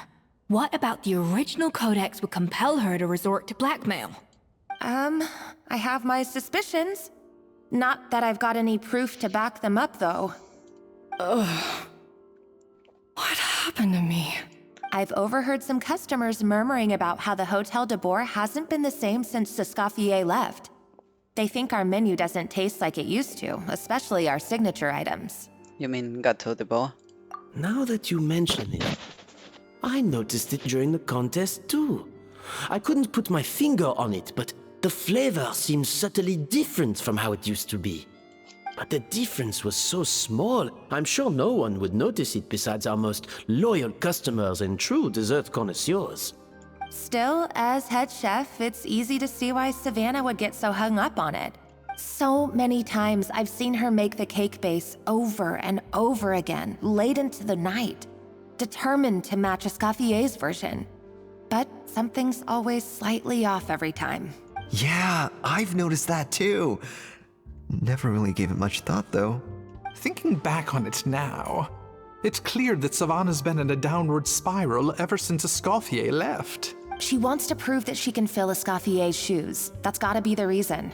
But after countless setbacks, she's getting more and more unhinged. And at some point along the way, she switched from doubting herself to doubting Escoffier. Doubting Escoffier? For what? She thought the codex from Escoffier was a fake. Yeah, it would explain why she was bent on getting the original at any cost. She must have thought Escoffier purposely omitted key details from her recipes when she copied them out.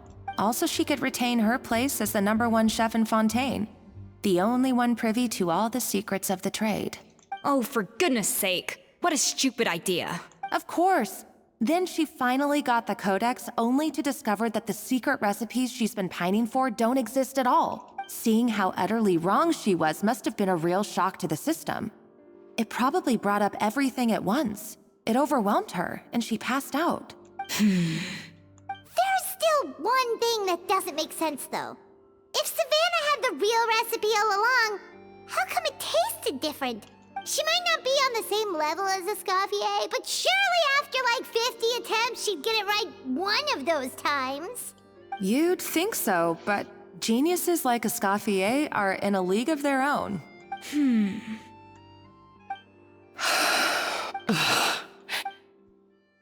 She's keeping the true recipe to herself.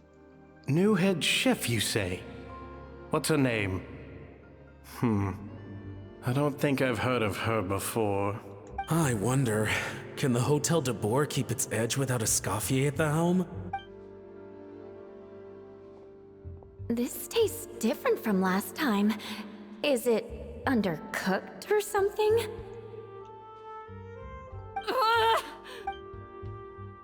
Get your hands on the codex, no matter what it takes. Take this. It's a copy of the Codex de Boer. From now on, you will be its keeper. Don't listen to the doubters. If I say you can do it, then you can do it. Even if you don't believe in yourself, at least believe in me. Hey, did you hear me? Once I'm gone, the restaurant is all yours. So you let the Lumiline into the kitchen? All this time, I've been blaming other people, but maybe I'm the problem. You think?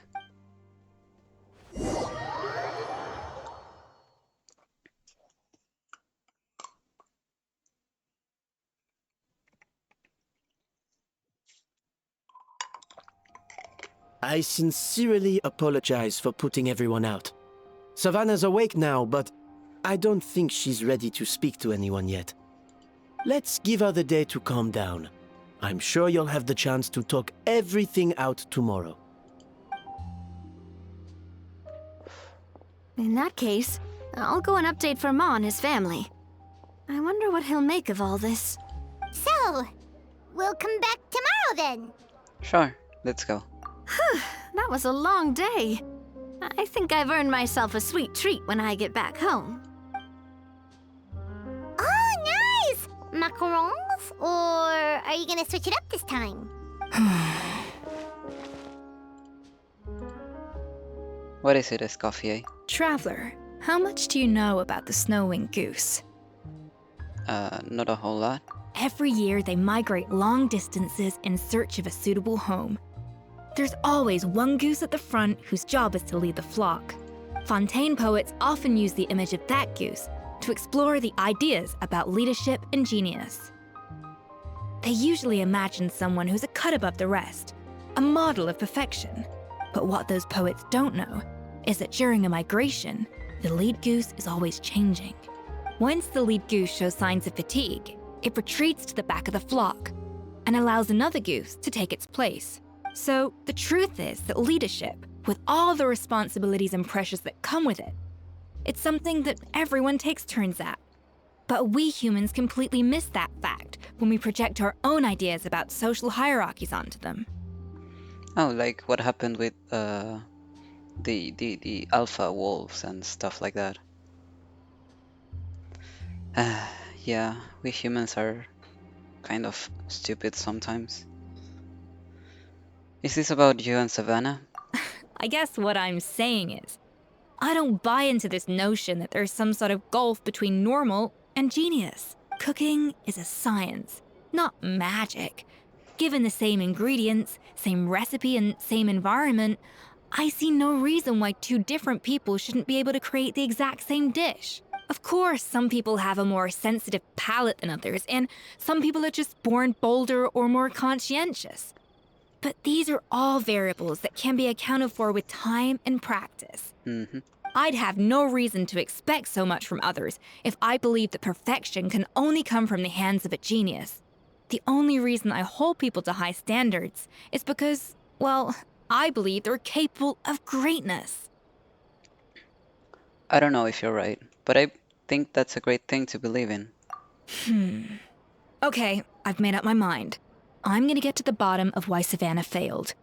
And come tomorrow, I'll give her the scolding of her life, pointing out all the mistakes she's made along the way. Then she'll finally see the error of her ways.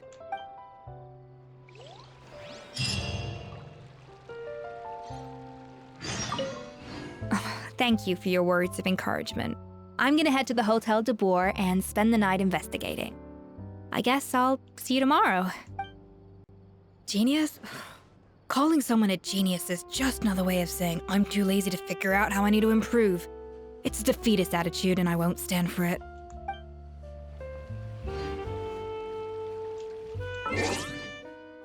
At 5 a.m.? What are we doing at 5 a.m.?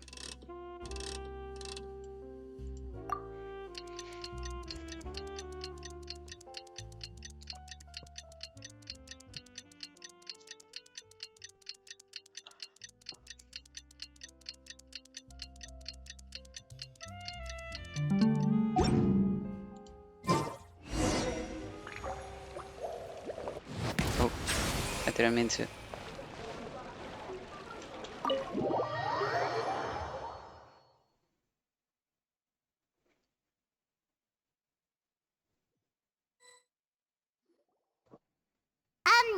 Why are we here so early? I don't know. Our meeting with Van isn't for a while.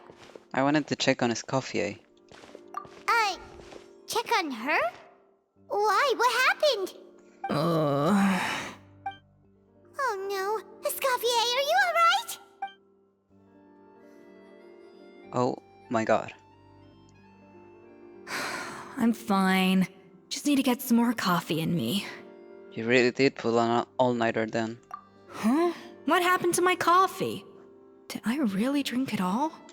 All Let me right. get you a fresh one. Thanks. I appreciate it. Well, there's cooking facilities here. Or we could just grab a cup of coffee from Cafe Lutece, but either way, hurry! When will Lenny and Lynette do another show?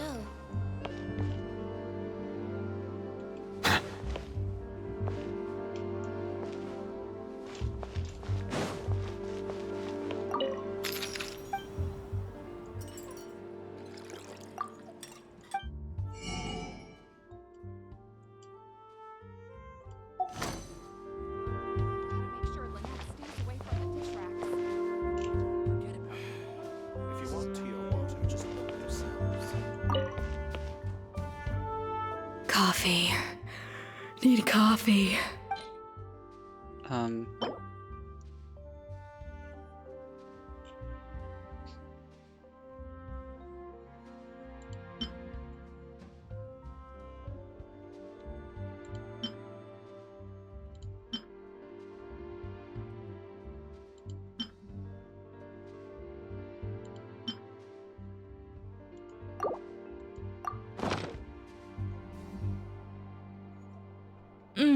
Strong, bitter coffee beans, transformed through expert brewing and balanced perfectly with rich, creamy steam milk. Wonderful.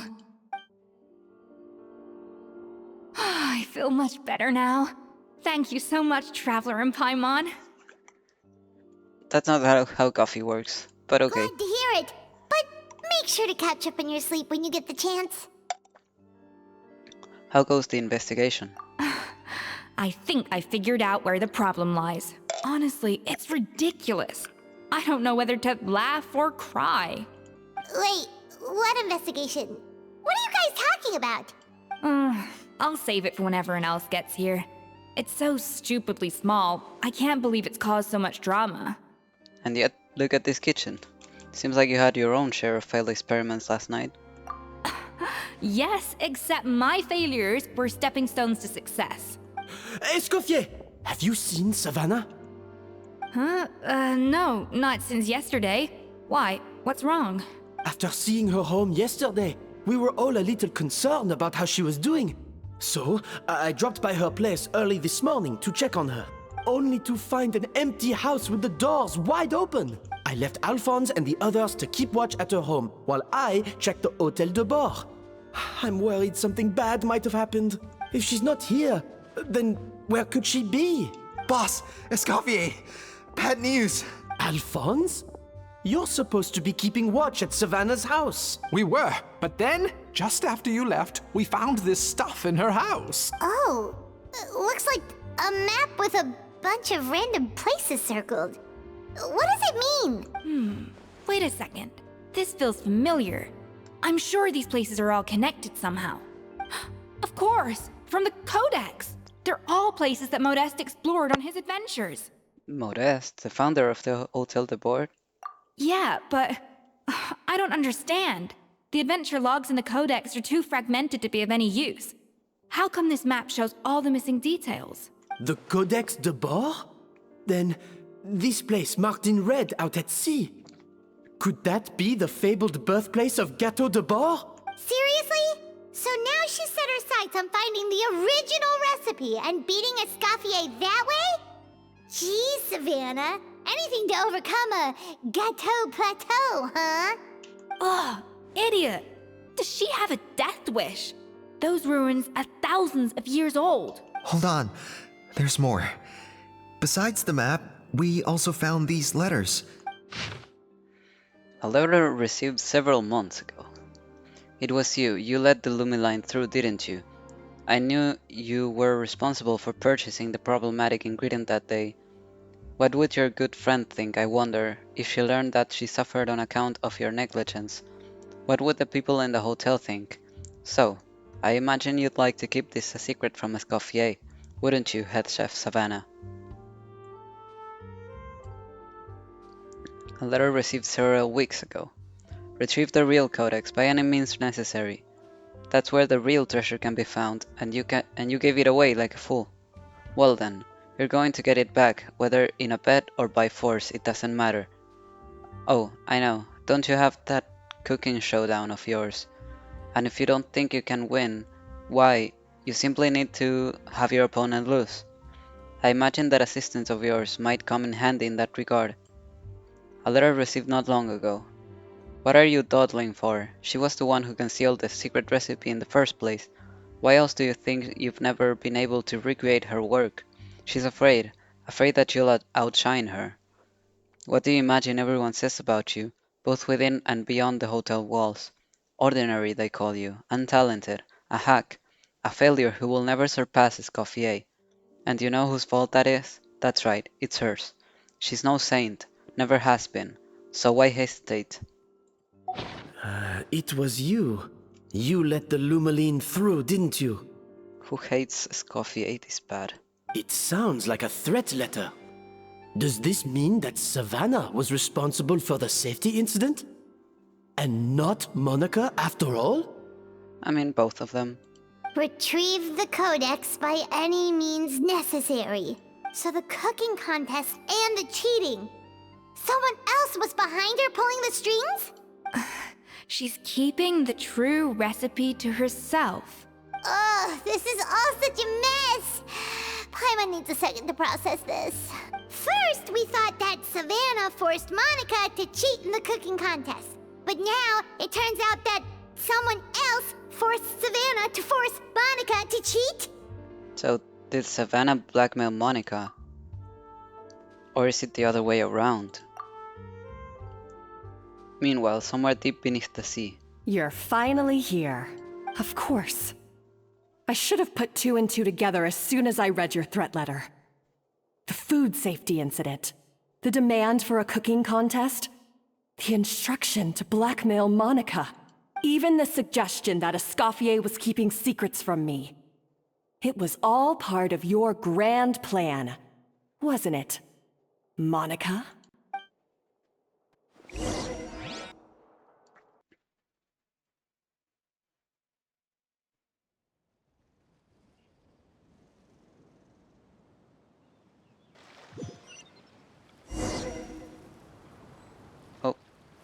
We should be getting close to the spot marked on the map. Of all the stupid things she's done, this really takes the cake. The moment we find her, I'm gonna curse the living daylights out of her. Get it? Takes the cake. Funny.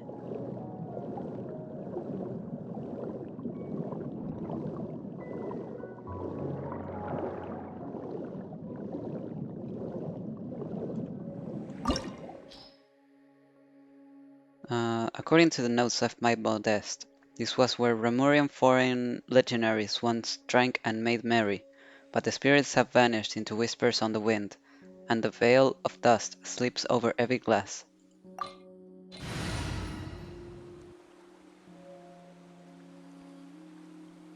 Well, can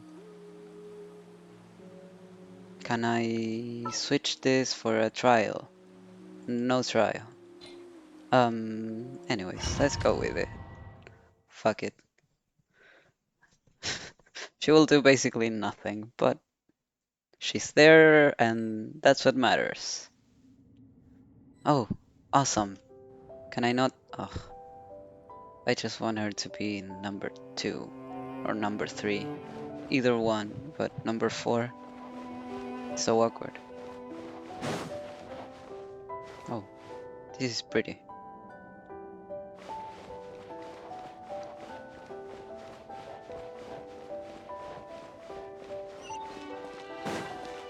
Oh.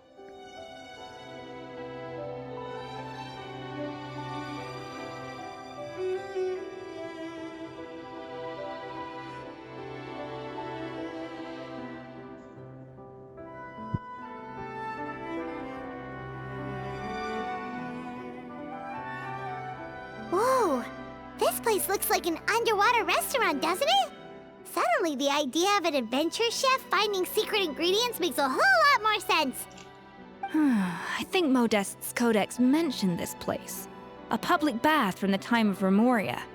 So yeah, definitely the kind of place that would have served food and drinks. Oh my god, blubber beasts. Some blubber beasts have come to join the party? How did they get here? Babies. Goodbye. Aw, they ran off! Because they're not used to seeing humans. That could be easier said than done. Something's blocking the entrance. Well, did Modeste mention it in his adventure logs by any chance? They must have gotten through somehow. Good point. Yes, that's right. It's coming back to me now. We prepared a banquet for our shy little guests, and as the food flowed away on the current, they broke into a joyous chorus, and the path opened to us. We have to feed the blubber beasts? With what? There's nothing here besides rocks, romaritime flowers, and lumitoile. See, this is why you should always bring snacks. You never know when you're gonna need them. Now we have to head all the way back to shore and grab some. There's no time for that. Romaritime flowers and lumitoile will have to do. They may not look appetizing to us, but who knows? They could be blubber beast delicacies. Wait, we're seriously gonna try this? You collected romaritime flowers and lumitoiles on the surrounding area, I think it said. Oh. Yeah. Yeah. Ra ha ha. Sha. Yeah. Ha.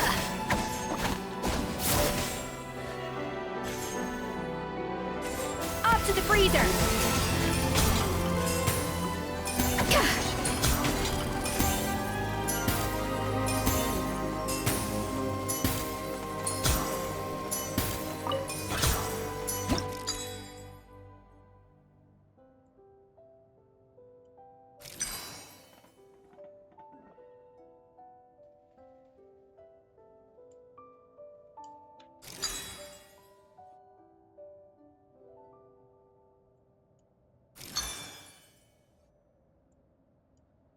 Fuck.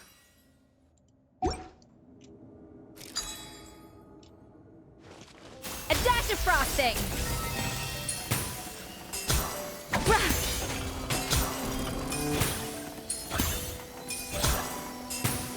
Zah. Yeah. Rah. Perfect.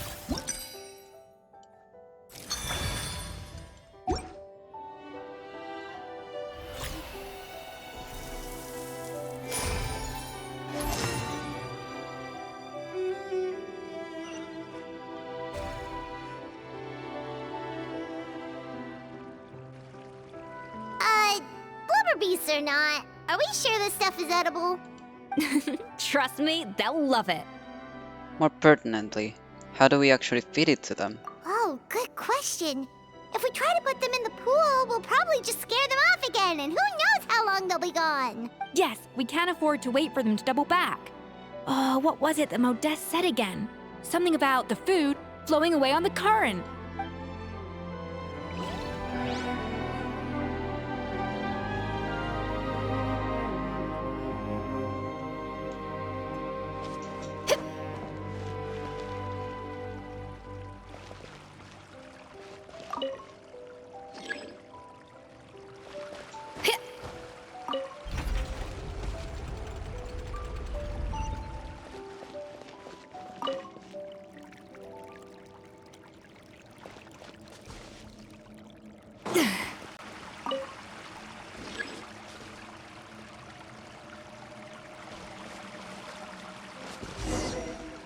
Blubber beast happily scarfs down the food. Okay. Wow, it's really singing! It must taste better than Paimon thought!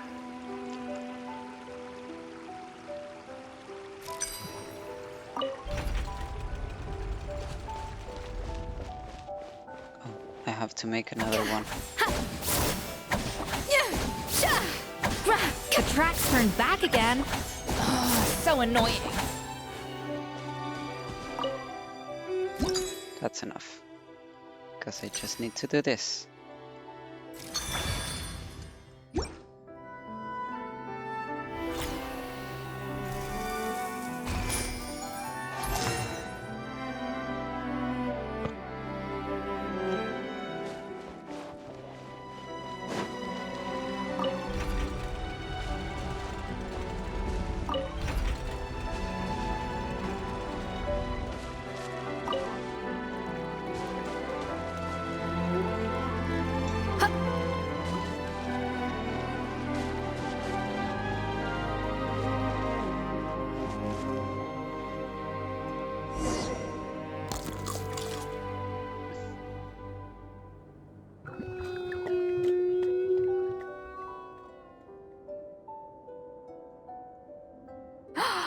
It's open!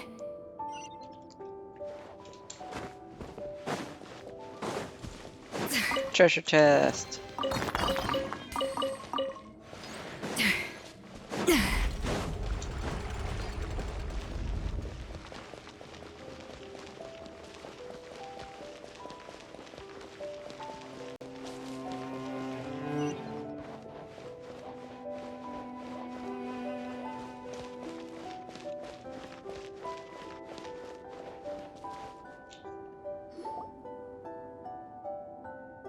Some time ago.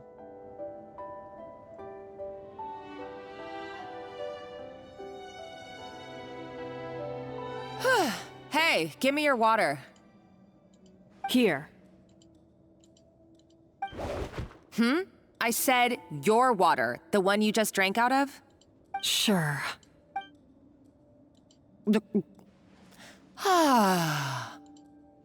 All those years slaving away under Escoffier, and then you. Today, it's finally paying off. Not only have I found the ruin that Savelli kept hidden, but I also get to boss you around like my little lapdog. Hey, go scout ahead for me. If we need to do any more blast tunneling, I want to know where to lay the explosives. Did you not hear me? Get going. Why don't you do it yourself? Oh, when did you learn to fight back? You're always so compliant when I give you instructions by letter. That's because you threatened to expose me for the Lumiline incident. I swear, if I'd known what you were planning, I'd never have... Ha! Don't be so self-righteous. Admit it, you've always been jealous of Escoffier. That's why you lapped up everything I told you. You were terrified of her finding out about your part in the Lumiline incident, and you resented the way her reputation hung over you. So you jumped at the chance to convince yourself that she was the villain, that she deliberately hid her secret recipes from you just to hold you back. It was the only excuse you needed to justify getting back at her. First, idolization, then jealousy, suspicion, and self-deception. That's what this comes down to. It was the same story with Savelli and my ancestor. He offered Modeste his friendship only to murder him out of vanity. He promised to explore the world with him, only to later destroy all records of their adventures. It's a miracle I even found this place. You have no idea the countless hours I spent piecing it all together. So you see, you're no better than Savelli. If you can't beat him, betray him, right? I am no Savelli, nor will I ever be. Oh, put a lid on it. You really think you can absolve yourself of your vindictive and jealous behavior now? Just because you finally realize that Escoffier never kept any secrets from you? You didn't show any remorse when she left, or in the cooking contest. Why start now? You have no right to redemption. You're right. I don't deserve her forgiveness. But I am done being bullied into submission by you! Ooh, feisty. But you should watch your tone. Talking to me like that could get you in big trouble. I somehow doubt that. Since I poisoned both our water bottles. What? Ever since I learned the truth. I've been biding my time, waiting for this moment. You've played me like a fiddle for so long, and now this is payback! But you drank it too! It's what we both deserve. This is the price we must pay for betraying Escoffier. You'll die here with me, Monica! You.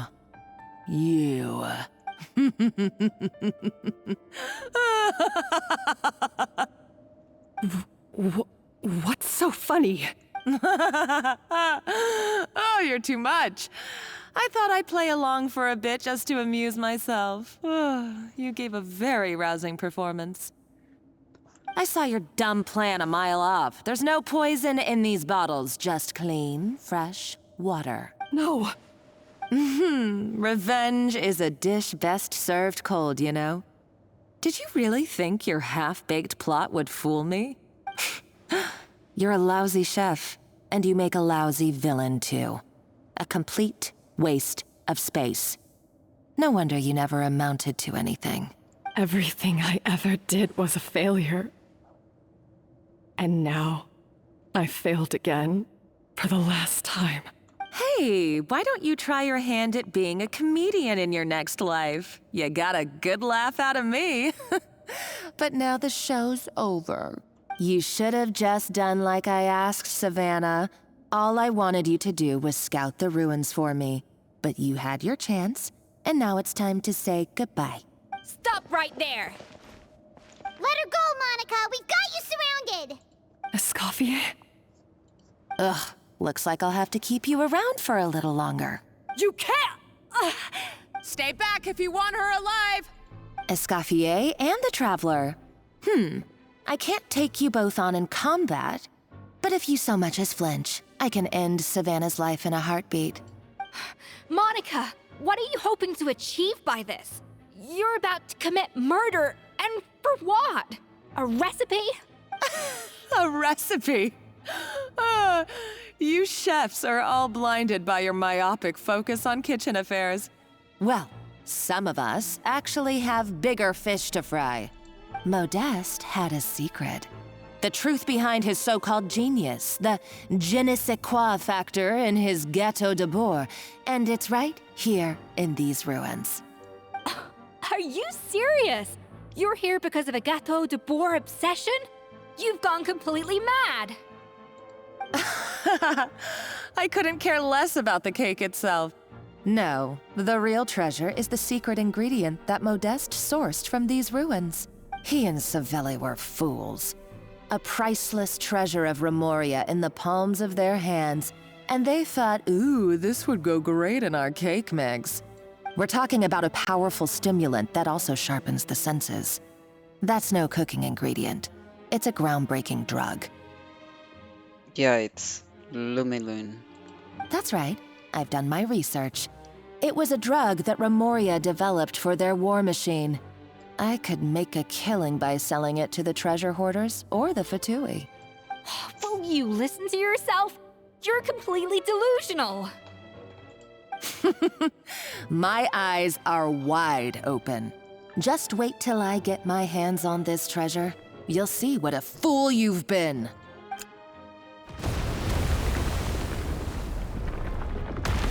Wait, what's that sound?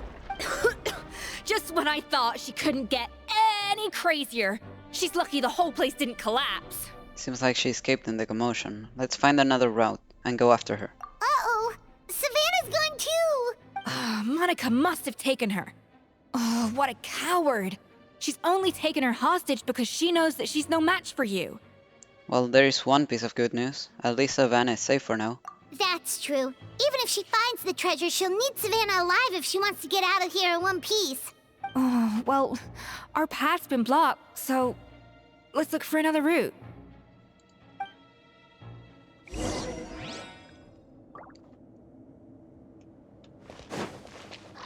The water looks pretty deep here. Maybe it leads somewhere.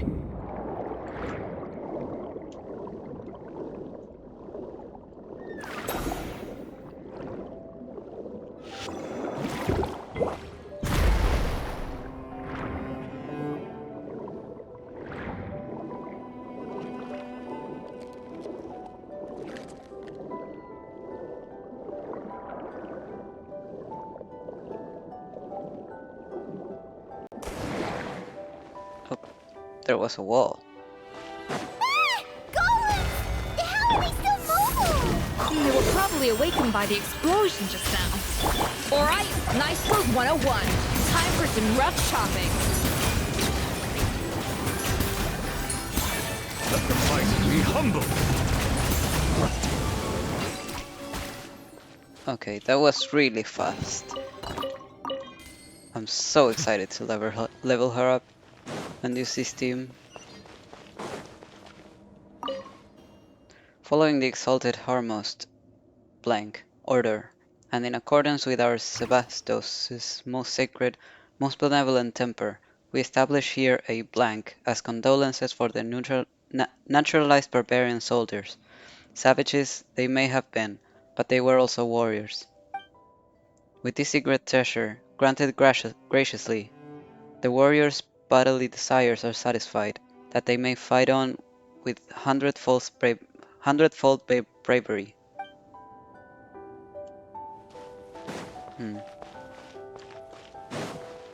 Yeah, Remorio was a time, for sure. Another door? Guess we need to prepare another feast for our guests. Oh god, not again. My classes begin in 20 minutes.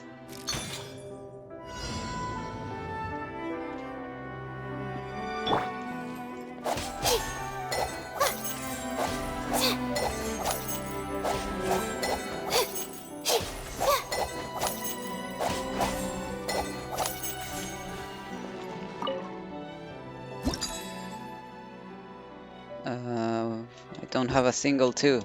Really?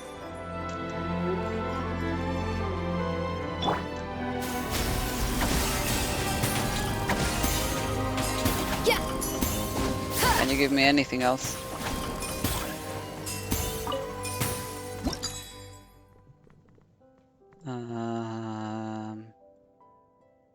Let's see. If I put this, and then I put this, and then I put this, and now I'm fucked.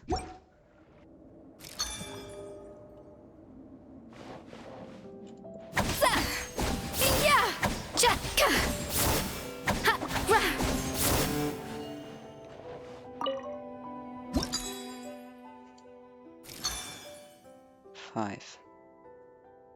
Great.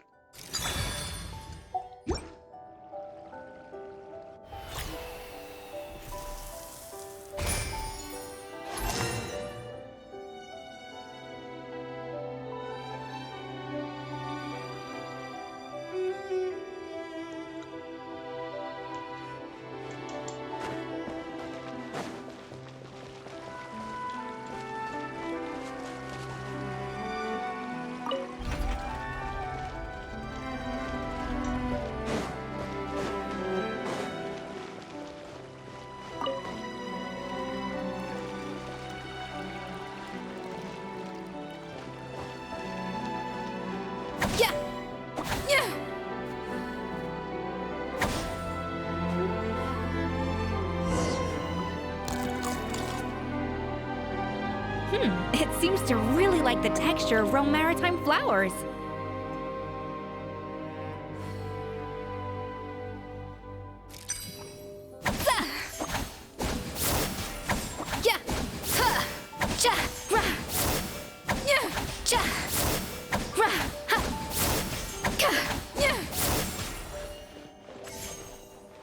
A little amuse-bouche.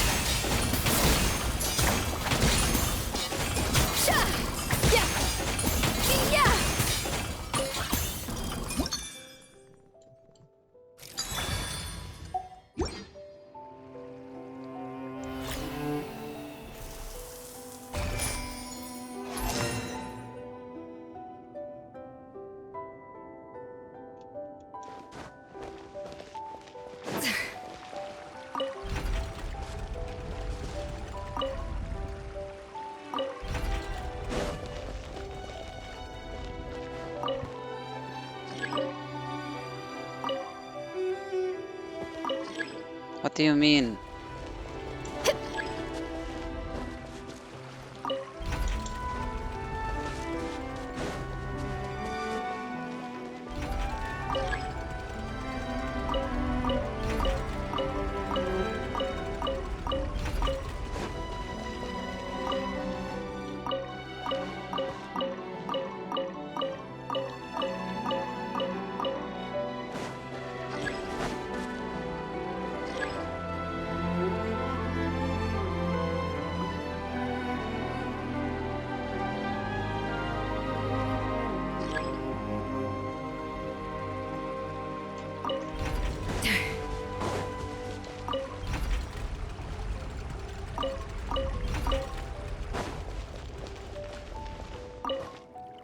Finally.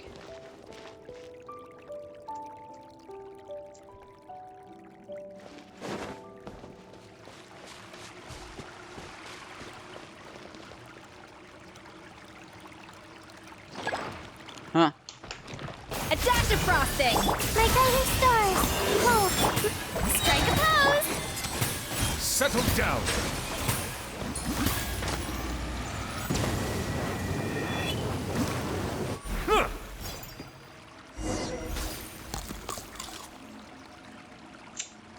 I never knew you could process Lumitwol like that. Alright, I've got to jot this down. Lumitwols and maritime flowers. This could open the door to a whole new world. Yep, that's literally the plan. Wait, hold on. Which door are you talking about? Really the metaphorical one, Paimon.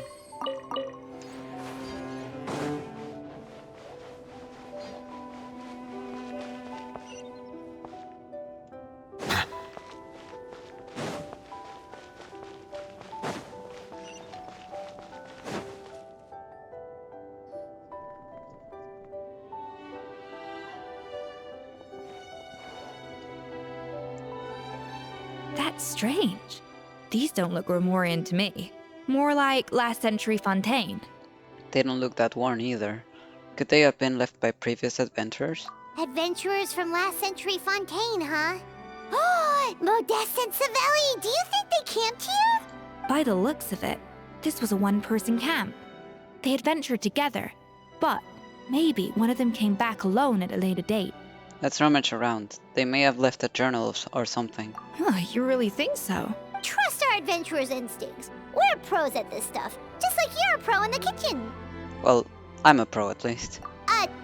Okay, well, the Traveler has more adventuring experience overall, but Paimon's definitely a pro rummager from all those treasure chests.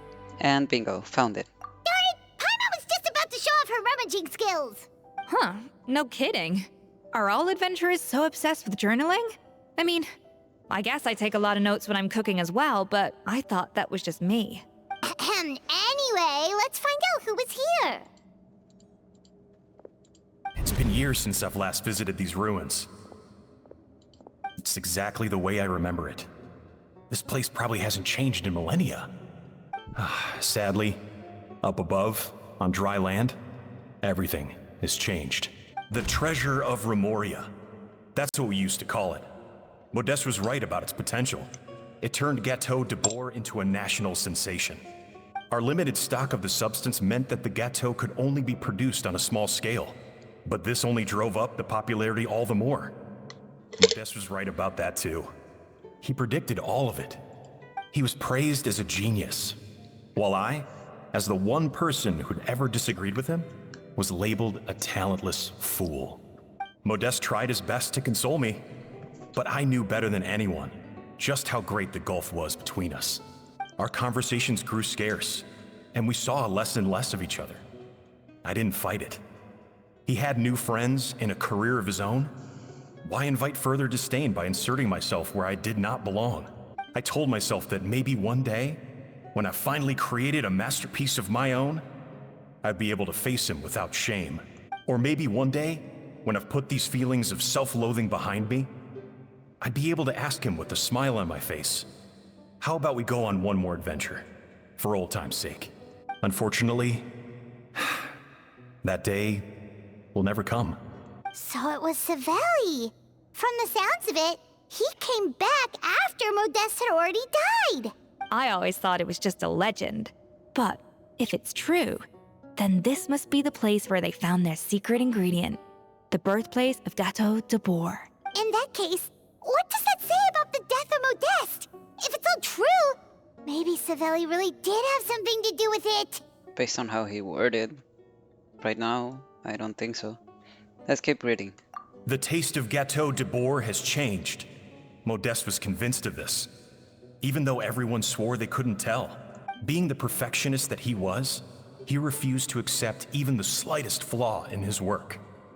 He stopped all sales of the product, locked himself away in the kitchen, and worked day and night, vowing to find out where he had gone wrong. But as he baked and taste tested over and over again, he found he only strayed further and further from the original taste. It was only when he was sipping on coffee one day and realized he could not taste the bitterness that the truth finally dawned on him. What had changed was not the gâteau, but his sense of taste.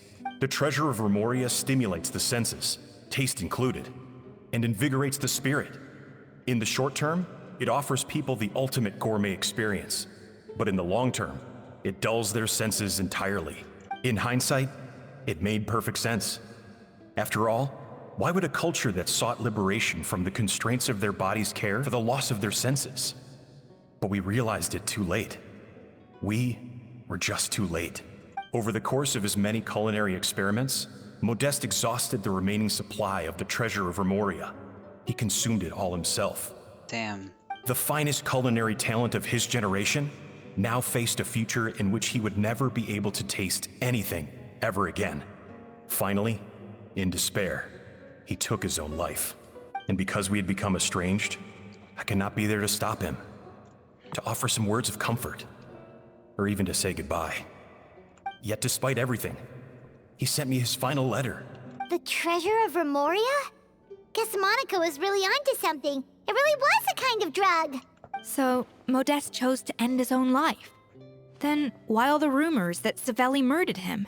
Also, neither the Codex nor any other contemporary records make any mention of the treasure of Remoria. It's almost as if someone deliberately erased it from history. Modeste told me everything in his final letter. His was a tale of how even a genius could fail, and how much more devastating it is when it happens. Did he hope I would gain some personal catharsis from knowing the truth? Or maybe he wished for me to warn the public about the dangers of Gateau de Bourg, proving that I had been right all along. But if the public ever learned how Modeste's greatest triumph became his undoing, his fall from grace would be swift and merciless. 1 minute a genius, the next a joke. It would surely spell the end for his restaurant too. What would be his legacy then? How would future generations view everything we built together? I fear the scorn I have faced these last years would pale in comparison to the scorn shown to him by the history books.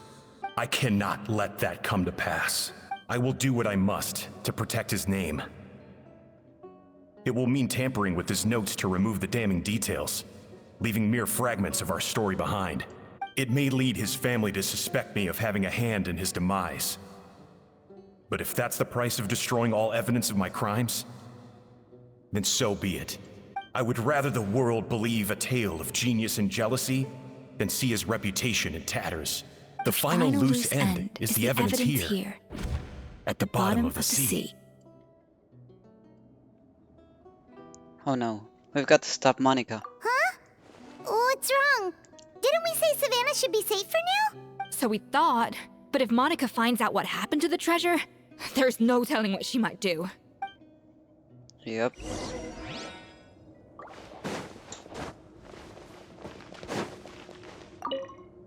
The barbarians who take the blank are gradually losing part of blank. There is no cause for worry. The desire to break free from forms of flesh and blood is also the first step to guiding them towards accepting civilization.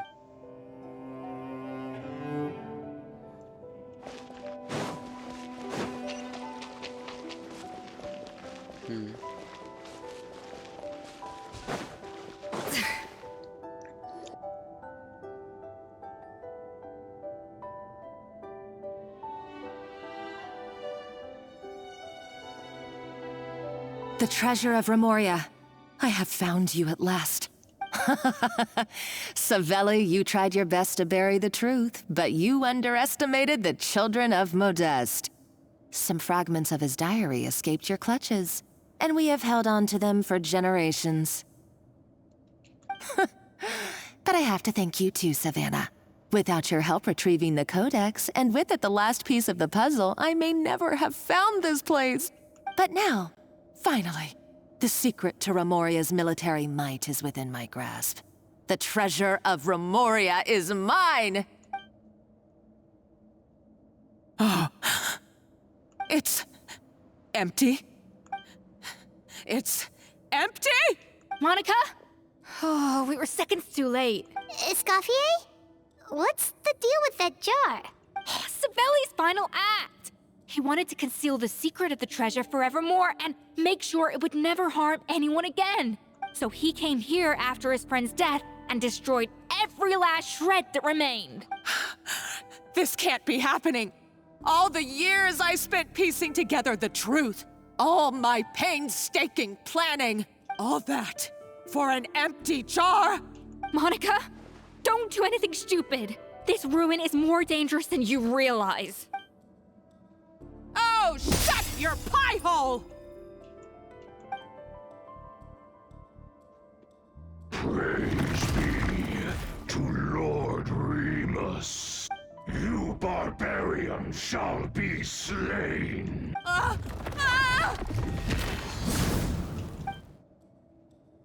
She's a nutcase!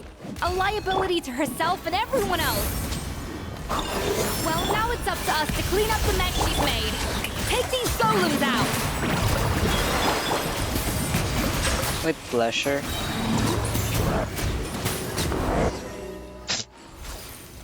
Easy. Why is this place still shaking? Maybe it's because of the fighting, or maybe because Monica was too trigger happy with her explosives. Either way, it's all her fault. Enough chit-chat. Let's get out of here, Traveler Escoffier, come on! But we have to take them. Okay, I'm coming. Oh, no you don't. If I can't get what I want, neither will any of you. I've got nothing to show for my life's work so far. But if I can take another so-called genius down with me in my final moment, then it was all worth it. You're a psycho!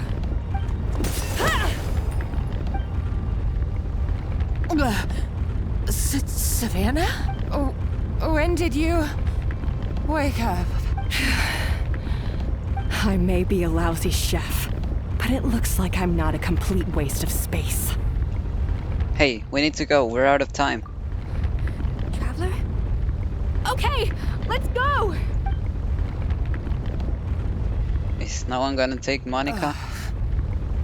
Are we just gonna let her die?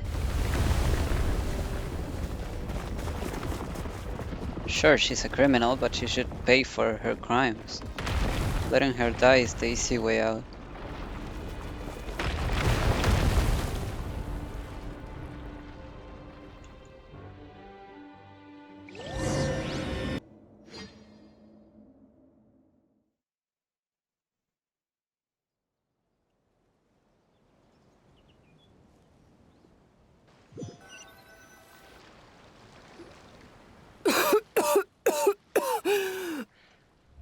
Escoffier! Savannah! Traveler! And Paimon! Venejem! What are you all doing here? What did you expect us to do? Stay at the restaurant and sit on our merry derrieres? While the Traveler and Escoffier were out here risking their lives? We had to do something. Even though that something ended up being, well, waiting for you here instead. I don't deserve any of you. And I certainly don't deserve to be your head chef. It was my fault Escoffier had to leave. Then I couldn't live up to her standards. I acted like a tyrant in the kitchen. And now I almost got myself killed. Come back, Escoffier. Come and be our head chef again. I'll never be able to replace you. Okay, so everything I said to you the day I left, it just went in one ear and out the other? Huh? Sorry, I was kinda in my own head at the time. All I could think about was the Lumiline situation. What was it you said again? Forget it. It doesn't matter. Anyway, I didn't leave this job because of you. And you're not nearly as awful a chef as you think. If you were that bad, why would all your staff show up here for you? Escoffier's right. Sure, you nitpick our work and get us to do things over a lot. But when it comes down to it, you're the one who's always doing whatever it takes to make sure the customers get served on time, every time. Things were pretty rough after Escoffier left. And Savannah's the only reason we've been able to make it through. Our customers know that Escoffier doesn't work for us anymore. But the fact is, they keep coming back. If that's not an endorsement of your work, I don't know what is. At the end of the day, we're all human, and we all make mistakes. All we can do is recognize where we get it wrong and do our best to improve. That's all that's humanly possible. No, I get what you're saying, but what I did to Firmin and to Escoffier, it's unforgivable. Well, about that, there's someone else here to see you, Chef. It's been a while, Chef Savannah. Firmin? I'm so sorry. I put far too much pressure on you, and the way I stubbornly refused to go and see you after you fell ill. There's no excuse, but I'm too late, aren't I? The damage is done. I heard that you can't even hold a kitchen knife anymore. Actually, I think I'm going to be just fine. Huh? We thought Firmin's problem was purely psychological in nature. But after the threat letter came to light, it got Firmin thinking. And then he remembered the tea that Monica used to give him every night. And as it turns out, she was lacing it with Lumaline the whole time. No way! Doesn't that cause nerve damage? It can. High doses pose a risk of serious nervous and sensory complications. But if you calculate the dosage carefully, you can control the extent of its effects. A small dose might simply make a person more emotional, whether that means more fragile or more hot-tempered. No wonder it seemed like you'd lost your edge. I asked my friends at the Fontaine Research Institute about it. They said that with the low dose I was taking, the risks are pretty small. They also fixed me up with some meds and said I should recover in no time. You're already sounding a lot more confident. Well, that's what happens when you give someone a little bit of hope to cling on to. There's more. We believe that Firmin was likely not Monica's only victim. Well, yeah, of course. I'm sure that Savannah was also given that, and that made her lose her temper even more. You mean she poisoned me too? Oh, so that's why Savannah's been so irritable this whole time! Let's not be too quick to blame everything on the Lumaline. That stuff can only amplify what's already there. So tasty food will seem like the most delicious thing in the world, while food you don't particularly care for will become utterly revolting. So you better make sure you reflect on your behavior and apologize to every single person you've wronged. I will. I'm sorry. There's still one question that's really bugging me. Why is it that no matter what I do, my Gâteau de Bourg never tastes the same as yours? Is it just... I mean, is it because you're a genius and I'm not? It's because the heating element in your oven is broken, you silly goose. What? Is that it? I felt like something was off during the cooking contest. Once I got around to checking all the equipment, I noticed it right away. There was a half-degree discrepancy between the temperature setting and the actual temperature. All the ovens in the whole kitchen had the same problem, which confused me at the time, but by this point, it's pretty obvious that Monica must have tampered with them. I would have figured it out the day of the bake-off, since the issue affected both our teams. But of course, Monica sabotaged mine so that could never happen. No. I spent so long trying to find out where I was going wrong, and then you pinpoint the problem in just one night? It all comes back to one simple, undeniable truth. You're a genius. And I'm just plain old Savannah. Oh, cut it out! Stop the woe is me act for a second and just think. I came up with this recipe. You don't think that might have something to do with it? Do you know how long I spent perfecting my Gâteau de Bourg? 3 years! 3 whole years! I know this dish inside out, back to front and upside down. And you've been head chef now for what, 6 months? If that? A couple hundred failed attempts, and you're gonna throw in the kitchen towel and declare you'll never be successful because you're not a genius. You clearly have no idea how many kitchen failures I've had under my belt. or just how long it took me to finally get my recipe to a level I was satisfied with. Genius or not, everyone makes mistakes. Modeste did, Savelli did, everyone does. You're only a lousy chef if you don't face up to your mistakes. Learn from them and then keep chipping away until you crack the problem once and for all. Surely you haven't forgotten all that. You were no lousy chef back when I handed you the reins. I haven't forgotten. And I'll make sure I never do. That's our head chef. Ha!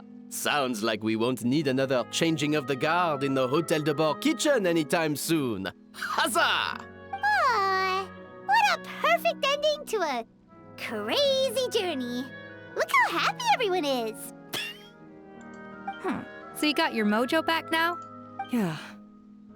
Thanks to you, Escoffier. In fact, no.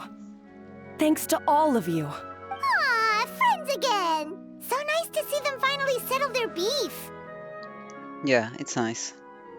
Maybe not all their beef. Good. So now that's out of the way. It's time for payback. You cheated in our last bake-off, and I demand a rematch right now.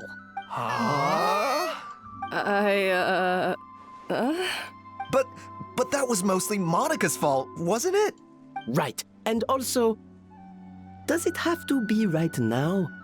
Savannah's only just got her mojo back, and you barely escaped from a death trap. No excuses. This is a cooking contest between two top chefs, and nothing will stand in its way. So grab your spatula and get ready, because this rematch is happening today, right now, this instant. Hey, so, this whole time you were salty about losing? The second cooking contest commences now! This time, no more games, and no holding back!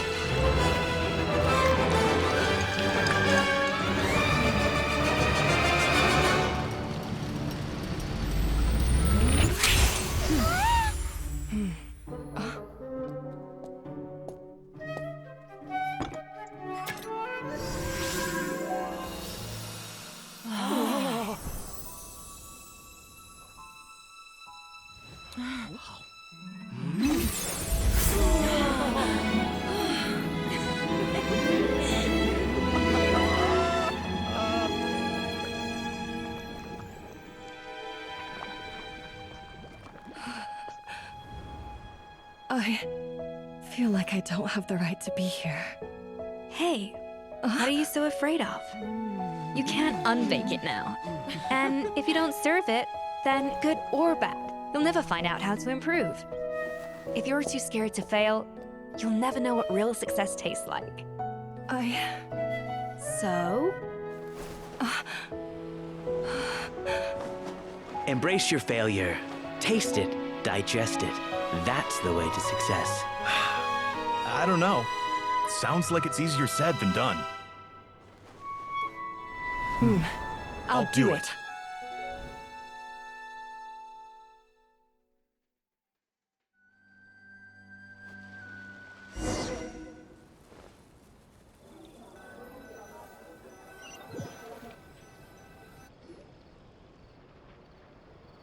The results are in!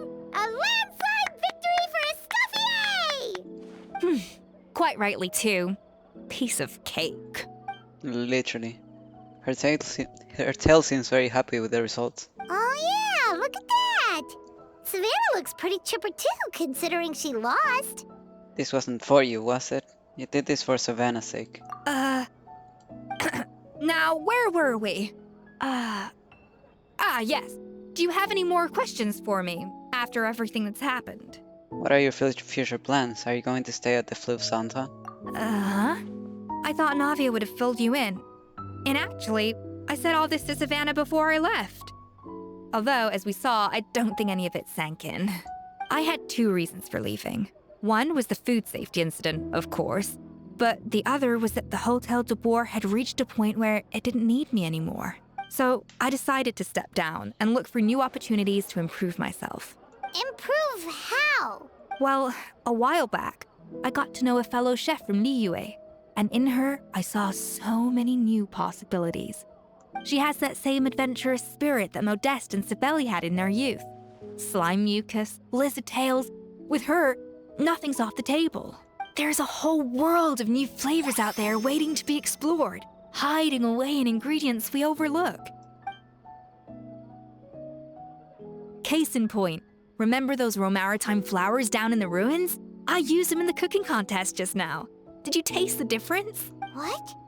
Paimon didn't notice at all. Half of the art of cooking is dissecting the recipes of previous chefs and figuring out the exact constellation of elements that gave their work its signature taste.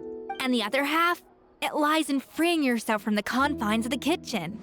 You've got to go out and explore the endless possibilities out there. Uh-oh. Paimon's suddenly not sure she wants to try your cooking anymore. Well, I'm always down to be your taste tester. You should definitely make Paimon test all of your most experimental dishes. Don't worry, it's not going to be a free-for-all like in Modeste's time. Before I put anything into my food, I'll obviously do my research, make sure it doesn't contain any harmful substances. In the meantime, take this. It's a recipe for Petit Gâteau de Boer revised version. I tweaked it to suit your needs as busy adventurers. Hope you enjoy, and remember, feedback is always welcome. All right! So, do you ever see yourself returning to Hotel de Boer? Oh, of course. I've already promised Vanishem that I'll come back every once in a while to make sure the quality of the food remains at an acceptable level. Good luck to Savannah, I guess. You know, Paimon's still a little disappointed that we never got to see the treasure of Remoria.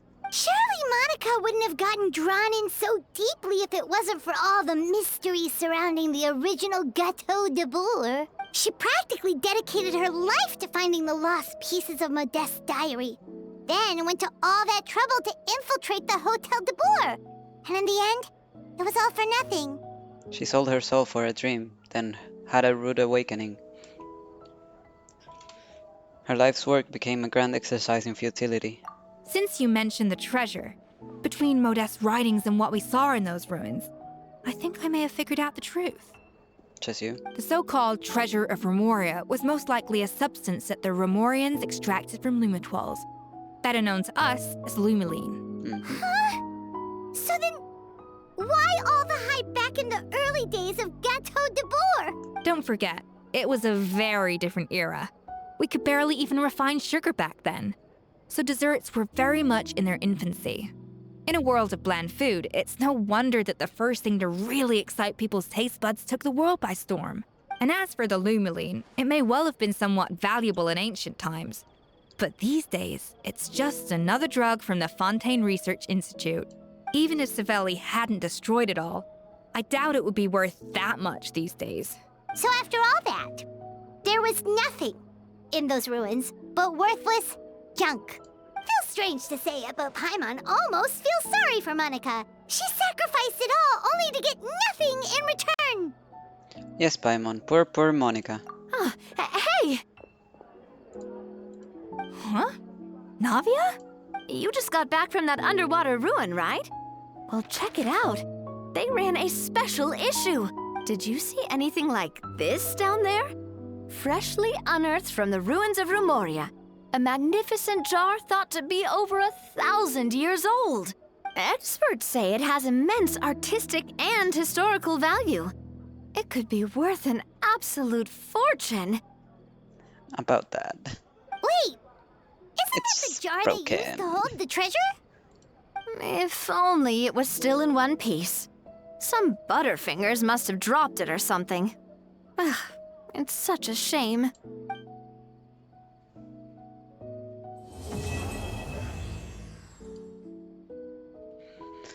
Okay. Not gonna lie, the Shangding mention got me emotional. It just made me think about all the time that's happened. Like, I still remember the the quest, Shangling's story quest.